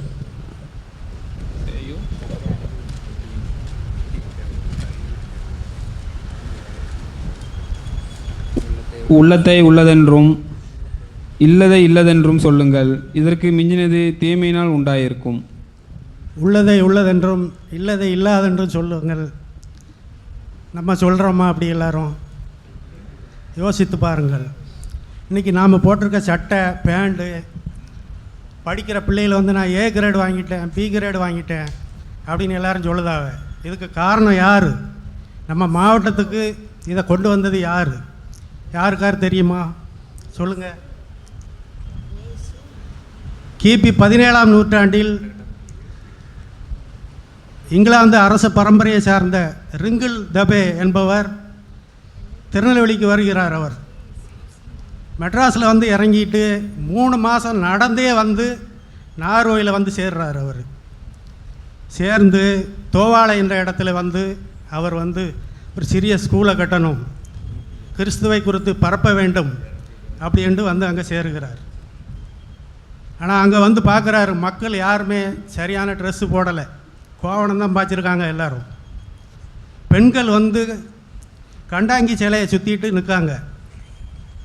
அப்போ நம்ம எல்லாருமே பத்மநாபபுரம் அரண்மனையில் அண்டரில் தான் நம்ம எல்லாருமே இருக்கோம். திருவாங்கூர் தேவானசம் போர்டு அப்படிங்கிற அண்டரில் தான் நம்ம எல்லாருமே இருக்கோம். அப்போ அவர் வந்து எப்படியாவது பரப்பணும், என்ன செய்ய யோசனை பண்ணுறாரு. அப்போ லண்டன் அரசுக்கு லெட்டர் எழுதுகிறாரு, நான் ஒரு சின்ன ஸ்கூலை ஆரம்பிக்கணுங்க. அப்போ அவங்க பெர்மிஷன் கொடுக்கல. 6 தடவை லெட்டர் எழுதி 7ஆவது தடவை அந்த லெட்டரை ஓகே பண்ணி நீங்கள் 7 பேர் மாத்திரம் வச்சு ஒரு ஸ்கூல் ஆரம்பிக்கலாம் அப்படின்னு சொல்லி பெர்மிஷன் கொடுக்காங்க. அது ஓலைச்சுவடியில் தான் நீங்கள் ஸ்கூல் ஆரம்பிக்கணும், புக்கில் எழுதக்கூடாது அப்படின்னு சொல்லி அவருக்கு கட்டாயப்படுத்துதாங்க அவரை. இருந்தாலும் அவர் திருப்பி ஒரு லெட்டர் எழுதி ஓலைச்சுவடி இல்லை, நாங்கள் நோட்டில் எழுதி எப்படியா படிக்கிறோம் அப்படின்னு சொல்லி ஒரு சிறிய ஸ்கூலை ஆரம்பிக்கார் நார்வேயில். அந்த சின்ன ஸ்கூலை ஆரம்பித்து அவர் கொஞ்சம் கொஞ்சமாக அந்த பிள்ளைகள் வரவே மாட்டேக்கு, என்னடா செய்ய அப்படின்னு சொல்லி ரொம்ப கஷ்டப்பட்டு அங்கேருந்து அப்படி அந்த ஸ்கூலை அப்படி விட்டுட்டு நான் வந்து திருநெல்வேலிக்கு வராரு. திருநெல்வேலியில் வந்து கதீட்ரல் அப்படிங்கிற ஒரு சின்ன ஸ்கூலை ஆரம்பிக்கார். அதில் 7 பேர் மாத்திரம் படிக்கிறாங்க, பிள்ளைகள் சேர மாட்டேக்கு. அப்படி இருந்தும் அவர் நார்வேயில் ஒரு சர்ச்சை கட்டி அந்த சர்ச்சில் ஏன் சர்ச்சுக்கு வர்றவங்க ட்ரௌசர் போட்டு வரணும் அப்படின்னு சொல்லி இன்றைக்கும் அந்த சர்ச்சு அங்கே இருக்குது, ட்ரௌசர் சர்ச்சுன்னு நார்வேயில். திருநெல்வேலியில் 7 பேர் மட்டும்தான் வந்து படிக்காங்க. அப்போ அவருடைய தங்கை வந்து ஒரு விதவை, கணவனால் கைவிடப்பட்டவர். அவர் வந்து தங்கையை கூப்பிடுதாரு. அதுக்கு ஒரு பொண்ணு இருக்குது, அந்த பொண்ணு வந்து ஹேண்டிகாப்டு. அந்த பொண்ணு வந்து ஹேண்டிகாப்டை தூக்கிட்டு அந்த அதுவும் அவங்களும் மெட்ராஸ்லேருந்து வந்து இறங்கி நடந்தே வராங்க. இந்த மாதிரி தங்கையை எனக்கு என்னுடைய ஸ்கூலுக்கு ஆள் சேர்க்க முடியல, என்ன செய்ய, நீ கொஞ்சம் வா, கிளம்பி வான்னு சொல்லி அவங்களும் லண்டன்லேருந்து வராங்க. அப்படி வந்து அவங்க வந்து இந்த ஆளை சேர்க்கணும். அப்போ என்ன செய்ய, அப்படி திருநெல்வேலியிலேருந்து கிட்டத்தட்ட ஒரு 65 கிலோமீட்டர், கயத்தாறு 59 கிலோமீட்டர், அதிலேருந்து கிழக்காமல் ஒரு 6 கிலோமீட்டரு வந்து நடந்தே வராங்க. அந்த சின்ன கைப்பிள்ளையும் தூக்கிக்கிட்டு நடந்து வந்து அவங்களுக்கு இருக்கிறதுக்கு இடம் இல்லை, ஒன்றும் இல்லை. வந்து ஒரு இடத்துல வந்து தங்குறாங்க. அந்த இடம் என்ன இடம்னா 2 ஆலமரம் இருக்குது. அந்த ஆலமரத்துக்கு கீழே தான் அவங்களுக்கு வீடு. மக்களை வந்து பார்க்குறாங்க. மக்கள் வந்து அவங்ககிட்ட தொழில் இல்லை, ஒன்றும் இல்லை, ரொம்ப கஷ்டப்பட்டுக்கிட்டு இருக்காங்க. அங்கேயும் இதே நிலமை தான், கோவணம் தான் பாய்ச்சிருக்காங்க, பெண்கள்லாம் கண்டாங்கி சேலை தான் சுற்றிருக்காங்க, ப்ளவுஸ் கூட போட மாட்டாங்க. அப்படி இருக்கும்போது இவங்ககிட்ட எப்படி சமயத்தை நம்ம பரப்புவது? அதற்கு ஒரே வழி, அந்த மக்களுக்கு சாப்பாட்டுக்கு வழி இல்லை. அங்கே இருக்கிறவங்க பூரா இந்த சின்ன சின்ன குளங்கள், குளத்தில் வர்ற இந்த இழந்த பழம் இருக்குல்ல, அதில் நீங்கள் சாப்பிட்ருப்பீங்களான்னு தெரில, இழந்த பழம் தான் எல்லோரும் பெருக்கி கம்பை வச்சு அடித்து சாப்பிட்டுக்கிட்டு இருக்காங்க. இந்த ஓட்டணா அரை அணாவுக்கு விற்றுக்கிட்டு இருக்காங்க. அப்படி இருக்கும்போது இந்த அம்மா அந்த ரெட்டாள மரத்துக்கு கீழே ஒரு சின்ன ஒரு சத்திரம் மாதிரி கட்டி, அந்த சத்திரத்துக்கு பக்கத்தில் குடிக்கிறதுக்கு தண்ணி இல்லை. அந்த ஒரு கிணறு வெட்டி, அந்த கிணறு இன்னும் இருக்குது அந்த இடத்துல. அந்த கிணத்துல அந்த அம்மா உட்கார்ந்து அங்கேருந்து அப்படி கொஞ்சம் கொஞ்சமாக ஆட்களை வந்து கிறிஸ்துவை குறித்து பரப்புகிறார்கள். பரப்பி அவங்களுக்கு இருக்கிறதுக்கு இடம் இல்லை. அந்த ரெட்டாள மரத்துக்கு கீழே இருந்து அப்படி அவங்களுக்கு சாப்பிட்றதுக்கு கூட வழி இல்லாமல் ஒரு மரத்தில் போய் ஒரு கனியை பறித்து சாப்பிட்றாங்க. அந்த கனி வந்து வேறு ஒன்றும் இல்லை, கொய்யாக்கனி. அந்த கொய்யாக்கனியை வச்சு அவங்க என்ன பண்ணுறாங்கன்னா, இந்த இடத்த வந்து ஒரு பெரிய தோப்பாக்கணும், இந்த கொய்யாக்கனியை நிறைய வச்சு அதோட விதையை வச்சு அந்த இடத்துக்கு பேர் கூட்டுப்பண்ணை என்று வைக்கிறார்கள். அங்கே இருந்த ஊர் பேர் பூரா என்னென்னா நொச்சி குளம், இளந்த குளம், உடையார் குளம், ரெட்டை குளம், கரிசல் குளம், இளந்த குளம், அம்பிட்டு ஊருமே குளம் தான் இருக்கும். அந்த ஏரியாவில் உள்ள ஊர் பேர் பூரா எல்லாம் அந்த குளத்தில் உள்ள இளந்த பழத்தை பறித்து தான் அவங்க சாப்பிட்டு அவங்க வந்து ரொம்ப அவங்களுடைய பசியை போக்கிட்டு இருந்தாங்க. காலப்போக்கில் அந்த அம்மா வந்து மாட்டு வண்டியில் ஒவ்வொரு ஆளாக ஏற்றி இந்த கதீட்ரல் ஸ்கூல், நீங்கள்லாம் போயிருப்பேன் நினைக்க, ஊசி கோபுரம் என்று பெயர், திருநெல்வேலியில் இருக்குது. ஊசி கோபுரத்துக்கு ஒவ்வொரு ஆளாக அந்த அம்மா மாட்டு வண்டியில் ஏற்றி ஒவ்வொரு ஆளாக கொண்டு போய் படிக்க வச்சு அதை ஒரு பெரிய ஸ்கூலாக்கி இன்றைக்கி ஒரு பெரிய ஸ்கூலாக இருக்குது திருநெல்வேலியில். அது இந்த அம்மா வந்து அப்படி காலப்போக்கில் வந்து நோய்வாய்ப்பட்டாலும் நான் இருந்த இடத்துக்கு எப்படியாவது நல்ல ஒரு உதவி செய்ய வேண்டும் அப்படின்னு சொல்லி அந்த அம்மாவுடைய பெரிய முயற்சியால் அந்த இடத்துல ஒரு இன்டர்நேஷ்னல் ஏர்போர்ட்டு கட்டி அந்த அம்மா ரொம்ப கஷ்டப்பட்டு, அந்த ஏர்போர்ட்டு இன்னும் இருக்குது. 3.5 கிலோமீட்டரில் ஒரு பெரிய ரன்வேயும் 2.5 கிலோமீட்டரில் ஒரு சின்ன ரன்வே இருக்குது. நீங்கள் யார் வேணாலும் எப்போ வேணாலும் என் கூட வாங்க, நான் கூட்டி கொண்டு காணிக்க அந்த இடத்த. அந்த அம்மா கடைசியில் நோய்வாய்ப்பட்டு கடைசியில் ஒரு அரச மரத்துக்கு கீழே போய் அந்த சிறு குழந்தையை வைத்து அங்கேயே அந்த அம்மா கிறிஸ்துவை குறித்து பரப்பி அந்த இடத்துல சீவசமாதி ஆகிட்டாங்க அந்த அம்மா. அந்த அம்மாவோட கல்லறையும் இப்போ அங்கே இருக்குது அந்த அரச மரத்துக்கு கீழே. அதனால் நீங்கள் எப்பவும் உள்ளதை உள்ளதென்றும் இல்லதை இல்லாதென்றும் பேசுங்கள். நான் உண்மையை பேசினேன். கிறிஸ்து ஆசீர்வதிப்பாராக. ஆமென். கர்த்தருடைய பரிசுத்த நாமத்துக்கு ஸ்தோத்திரம். என்னுடைய வாழ்க்கையில் வந்து ஒவ்வொரு நாளும் நான் வேலைக்கு செல்வதற்கு முன்பதாக சங்கீதம் 121 முழுவதும் வாசித்துட்டு ஜெபம் பண்ணிட்டு தான் போவேன். ஏன்னா எனக்கு அந்த சங்கீதத்தில் கிடைச்ச ஒரு 2 வார்த்தை என்னென்னா, ஒத்தாசை, பாதுகாப்பு. ஏன்னா இந்த உலகத்தில் நம்ம கடந்து போகிறப்ப நிச்சயமாக தேவைப்படுறது இந்த பாதுகாப்பு. அதோடு கூட நம்மளுடைய ஒத்தாசை நமக்கு ரொம்ப தேவைப்படுது. நம்ம மனுஷனை நம்ம பார்க்க கூட கர்த்தர் கூட இருந்தாருன்னா அவர் ஒரு பெரிய ஒத்தாசையாக இருக்கும். இந்த உலகப்பிரகமான காரியங்களை நம்ம வேலை பார்க்குற இடத்துல நம்ம கண்டிப்பாக நமக்கு வந்து ஒரு ஒத்தாசை தேவைப்படுது. அதில் இந்த வசனத்தை நான் வாசிட்டு போகிறப்ப எனக்கு டெய்லி அந்த ஒரு நன்மை கிடைக்குது. அதனால் நான் அந்த என்னுடைய வாழ்க்கையில் அதை வந்து இந்த 6 நாள் நான் வேலைக்கு போகிற 6 நாளுமே காலையில் எழுந்துச்சி நான் கிளம்புறதுக்கு முன்னால் இந்த அதிகாரத்தை ஃபுல்லாக வாசித்து ஜெபம் பண்ணிட்டு தான் போவேன். அதன் மூலமாகவே எனக்கு நிறைய பாதுகாப்பு கிடச்சிருக்கு, ஒத்தாசை கிடச்சிருக்கு. கர்த்தர் கூட வந்து நடத்தி வருகிறது என்னால் உணர முடியுது. கர்த்தருக்கு ஸ்தோத்திரம். கர்த்தருடைய பரிசுத்த நாமத்துக்கு ஸ்தோத்திரம். மத்தேயு 6:33.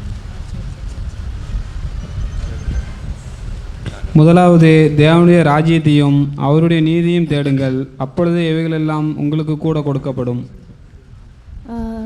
போன வாரத்தில் அங்கிள் சொன்னாங்க நீங்கள் பிரசங்கம் எடுக்கணும்னு. அது எனக்கு ஒரு புதுசாக இருந்துச்சு. ஆனாலும் நான் போய் ஏசப்பா கிட்ட ஜெபித்தேன். காத்திருந்து ஜெபிக்கும் போது கிடைத்த வசனம், முதலாவது தேவனுடைய ராஜ்யத்தையும் அவருடைய நீதியும் தேடுங்கள், அப்பொழுது இவைகள் எல்லாம் உங்களுக்கு கூட கொடுக்கப்படும். ஸோ இதிலிருந்து எடுக்கப்பட்ட முதல் வார்த்தை, முதலாவது தேவனுடைய ராஜ்யத்தையும் அவருடைய நீதியும் தேடுங்கள். முதலாவது சொல்லும்போது எதை காண்பிக்கிறது?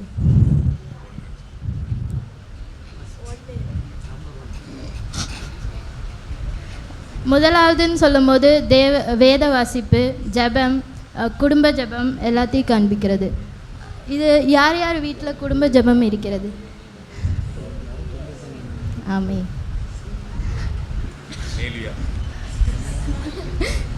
ஸோ சின்ன பிள்ளைங்க காலையில் எந்திரிக்கும் போது ஸ்கூலுக்கு போகும்போது வேத வாசித்து எந்த காரியத்தை புதுசாக செய்கிறாங்களோ காத்திருந்து அவருடைய வசனத்தை அவருடைய பாதையிலிருந்து கேட்கும்போது நிறைய ஆசீர்வாதத்தை பெறுவீர்கள்.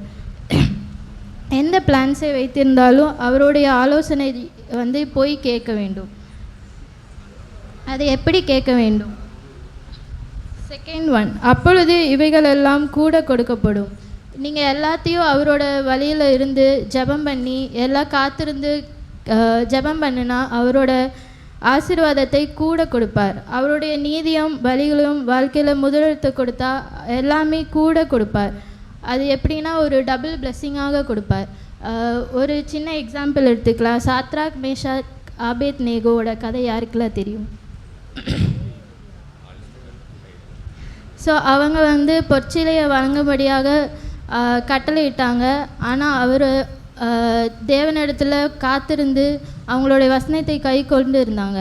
அதனால் அவங்கள வந்து அந்த எண்ணெயில் போடும்போது கூட அவங்களோட ஆடைகள் எதுவுமே ஆகலை, அவங்களோட முடிகள் கூட கருகலை. அது ஏன்னா ஏசப்பா அவங்களோட கூட இருந்து அவங்களுடைய வார்த்தையை அவங்களுக்கு கூட இருந்து வழி நடத்தினாங்க. இன்னொரு எக்ஸாம்பிள் என்ன எடுத்துக்கலான்னா, மார்த்தாள் மரியாள். யாருக்கெல்லாம் இந்த கதை தெரியும்? ஸோ மரியாள் வந்து நல்ல பங்கை தெரிந்து கொண்டாங்க. மார்த்தாளோ பல வேலையை செய்து பல வேலையை செய்து அந்த பங்கை வந்து எடுத்துக்க முடியல. ஒரு சின்ன சாட்சி, என்னோடய வாழ்க்கையில் ஒரு பெரிய அற்புதத்தை ஏசப்பா எனக்கு செய்தாங்க. நல்ல ஒரு வாழ்க்கையை கூட கொடுத்தாங்க. நவம்பர் மாதம் 2024 என்னை வந்து பெண் பார்த்துட்டு போனாங்க. அப்பத்துலேருந்து 2026 வரைக்கும் ஏசப்பா இடத்துல நான் காத்திருந்து ஜெபம் பண்ணேன். அந்த ஜெபத்தினால எனக்கு கிடைத்த ஆசீர்வாதம் தான் என்னோடய கணவன். ஜான்வரி 2026 என்கேஜ்மெண்ட் நடந்துச்சு. ஆனாலும் காத்திருந்தேன். எல்லாருமே எங்களோட ஃபேமிலியில் எல்லாருமே கேட்டாங்க, எப்போ கல்யாணம். நானும் ஒரே பெண்ணாக இருந்தனால எல்லாத்துக்கும் ஒரு கேள்விக்குறியாக இருந்தேன். எப்போ கல்யாணம்னு கேட்கும்போது நான் போய் எல்லாத்துக்கிட்டேயும் சொன்னேன், இந்த மாதிரி கேட்குறாங்க அப்படின்னு சொல்லி. நான் போய் எல்லோரும் சொன்னாங்க, எங்களோட சபையில் கூட சொன்னாங்க, நீ போய் காத்திருந்து ஜெபம் பண்ணு, அதை கால்சில் செய்வாருன்னு. அதே போல் ஏப்ரல் மாதம் நல்ல ஒரு கல்யாணத்தை காணும்படியாக கிருபை செய்தார். அது எப்படி நடக்கும்னு ஒரு பயத்தோட 2 பேருமே இருந்தோம். ஆனாலும் அற்புத விதமாய் காணா ஒரு கல்யாணத்தில் எந்த ஆசீர்வாதத்தை செய்தாரோ அதே மாதிரி என்னோட வாழ்க்கையிலையும் ஆசீர்வாதத்தை செய்தார். இன்னொரு சாட்சி, நான் வந்து என்னோடய சபையை விட்டு வீட்டை விட்டு எல்லாத்தையும் வந்தேன். ஒரு பயத்தோடு வந்தேன், ஐயோ எப்படி இருக்குமோ, நம்மளோட சிட்டியை விட்டு போகிறோமே எப்படி இருக்குமோன்னு. ஆனாலும் அந்த பயத்தெல்லாம் மாட்டி என்னோடய வீடு மாதிரியே நல்ல ஒரு அம்மாவையும் நல்ல ஒரு அப்பாவையும் கொடுத்து நல்ல தம்பியும் கொடுத்து என்னோட கூட இருந்து வழி நடத்தினாங்க. அதே மாதிரி நான் சொன்னேன், என்னோடய சபையை விட்டு வரேன், அந்த ஆவியானவர் என்னோட கூட இருக்கிறார், அந்த ப்ரெசன்ஸ் எனக்கு வரல அப்படின்னு சொல்லி நான் போன வாரம் தான் சொல்லிகிட்டு இருந்தேன் அவரோட. அதே மாதிரி அடுத்த வாரத்தில் ஆராதனை வேலையில் கூட என்னோடு ஈடுபட்டார். அந்த ப்ரெசன்ஸை காணும்படியாக ஏசப்பா எனக்கு கிருபை செய்தார். நல்ல ஒரு ஆசீர்வாதமான சபையும் கூட கொடுத்தார். இந்த சாட்சிக்காக நன்றி. ஆமென். மறுபடியும் நாம் இப்பொழுது யாவரும் எழும்பி நின்று காணிக்கை பாடலுக்கு நேராய் நாம் கடந்து செல்வோம். காணிக்கை பாடல் கிறிஸ்தவ ஆராதனை கீதங்கள் 837 200 கீதம் 25 1000 பாடல்களை ஆவியில் மகிழ்ந்தே பாடுங்களேன். யாவரும் தேமொழி பாடல்களால் இயேசுவை பாடிட வாருங்களேன்.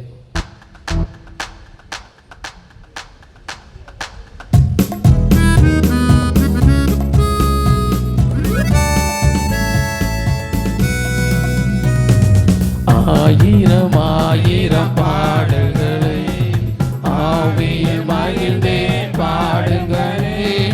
யாவரும் தேமொழி பாடல்களால் இயேசுவை பாடிட வாருங்களே.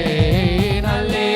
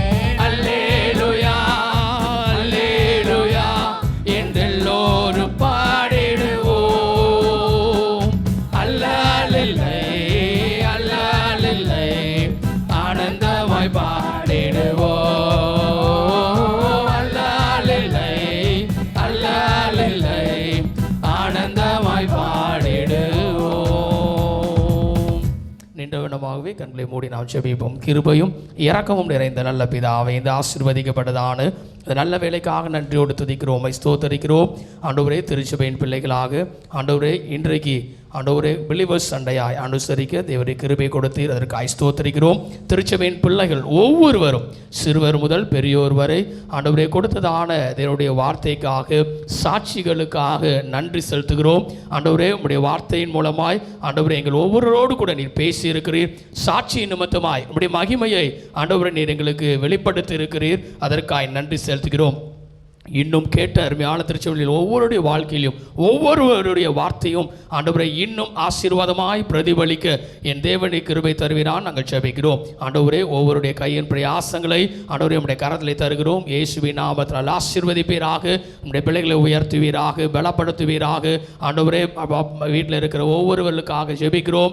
ஆண்டவரே, படிக்கிற பிள்ளைகளுக்காக ஸ்தோத்தரிக்கிறோம். இந்த விடுமுறை நாட்களுக்காக ஸ்தோத்தரிக்கிறோம். பிள்ளைகள் ஒவ்வொருவரையும் ஆசீர்வதிப்பீராக. ஆண்டவரே, வேலைக்கு செல்லுகிற அருமையான திருச்சபையின் ஆண்டவரே குடும்பத்தினர், திருச்சபையின் பிள்ளைகள் ஒவ்வொருவரையும் உம்முடைய கரத்திலே கொடுக்கிறோம். இயேசுவின் நாமத்தினால் ஆண்டவரே நீர் ஆசீர்வதித்து நீர் வழி நடத்துவீராக நாங்கள் ஜெபிக்கிறோம். விசேஷமாய் ஆண்டவரே இந்த நாளிலே அப்பா பாடகர் குழுவிலே இருக்கிற அருமையான பிள்ளைகள், வாலிபர்கள், சிறுவர்கள் ஒவ்வொருவரும் ஆண்டவருடைய வார்த்தையை ஆண்டவரே ஏந்துவதற்கு ஆண்டவரை சொல்லுவதற்கு கிருபை கொடுத்தீரே, அதற்காக நன்றி செலுத்துகிறோம். இன்னும் இவர்கள் ஆண்டவரே பல ஆயிரம் மக்களுக்கு பிரயோஜனம் உள்ளவர்களாய், இன்னும் சுவிசேஷத்தை அறிவிக்கிறவர்களாய், உம்முடைய வார்த்தையை ஏந்தி செல்கிறவர்களாய், சொல்லப்பட்ட வார்த்தையின்படியாய் என் நாமத்தை பிரஸ்தாபப்படுத்துவேன், இந்த ஸ்தானத்தை நான் உன்னை ஆசீர்வதிப்பென்றபடி உடைய பிள்ளைகள் ஒவ்வொருவரையும் ஆசீர்வதியும் தேவக்கரம் கூட இருந்து வழி நடத்தும்படியாக நாங்கள் ஜெபிக்கிறோம். கொடுத்த காணிக்கையை நன்றி செலுத்துகிறோம். உடைய பிள்ளைகளுடைய கரங்களை ஆசீர்வதிங்க ஆண்டவரை, மேன்மைப்படுத்துங்க ஆண்டவரை. நட்டத்தனையான ஆசீர்வாதத்தை உடைய பிள்ளைகள் பெற்றுக்கொள்ள கிருபை தருவீராக நாங்கள் ஜெபிக்கிறோம். ஆண்டவரே, திருச்சபையின் ஒவ்வொரு ஊழியங்களுக்காக ஸ்தோத்தரிக்கிறோம். ஒவ்வொரு ஊழியங்களையும் உடைய நாமம் மகிமைப்படுவதாக, உடைய நிறைவான பிரசனம், உடைய அபிஷேகம் எங்களை வழி நடத்துவதாக நாங்கள் ஜெபிக்கிறோம். வருகிற நாட்களிலே நடைபெற இருக்கிறதான பிரதிஷ்டை பண்டிகை எல்லாவற்றிலும் என் தேவனுடைய அற்புதமான கரம் கூட இருந்து வழி நடத்தட்டும். நேர்த்தியாய் ஞானமாய் எல்லாவற்றையும் செயல்படுத்த என் தேவன் தாமே நீர் உதவி செய்வீராக என்று சொல்லி நாங்கள் ஜெபிக்கிறோம். இம்மட்டும் நடத்தினவர் எங்களை ஒவ்வொரு நாளும் ஆண்டவரே இந்த மாதம் முடியும் வரையிலும் நீ நடத்துவீராக. கொடுத்த வாக்குத்தத்தின்படியாய் நான் உன்னை உயர்த்துவேன் என்று சொல்லியிருக்கீங்க.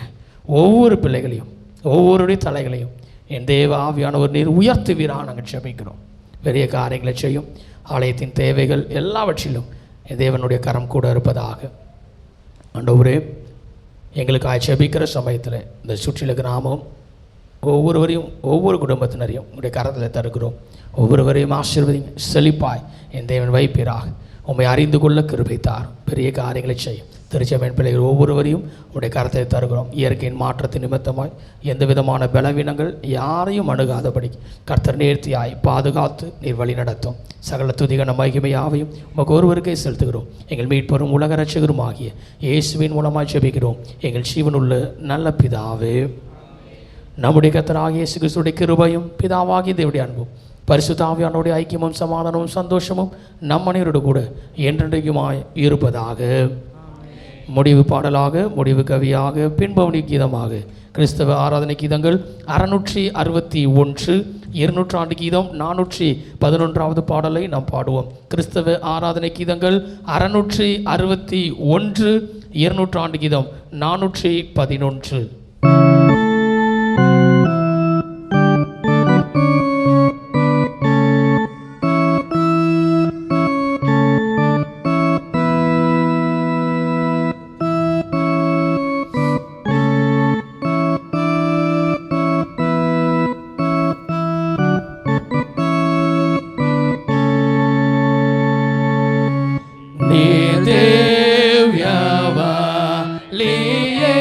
Yeshuve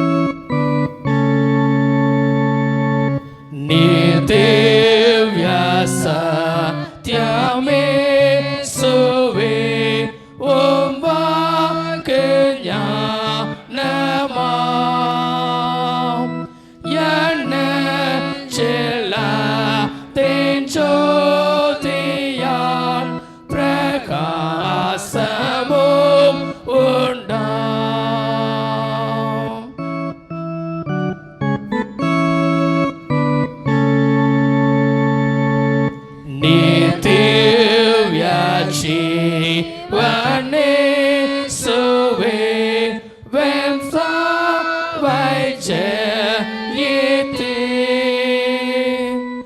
உம்மை பின்பற்றும் யாவர்க்கும் சாகாமையே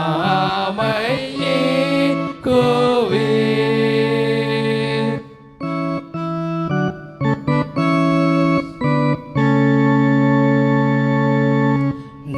நீர்வாழி சத்தியம் ஜீவனும் அவாழி சலவும்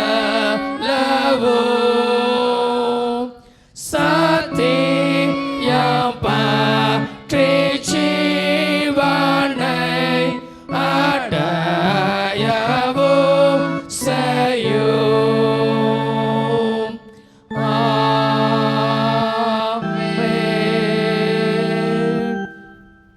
கண்படியை மீட்பெருமாகிய கர்த்தாவே, எங்கள் இருதயத்தின் தியானமும் உம்முடைய சமூகத்தில் எப்பொழுதும் பிரீதியாய் இருப்பதாக. நாம் யாவரும் சேர்ந்து சொல்லுவோம். என் ஆத்துமாவே, என் ஆத்துமாவே கிறிஸ்துவ கர்த்தர் செய்த சகல பாலை மறவாதே. கர்த்தர் உங்களோடு இருப்பாராக. தெய்வ சமாதானத்தோடு போய் வர கடவோம்.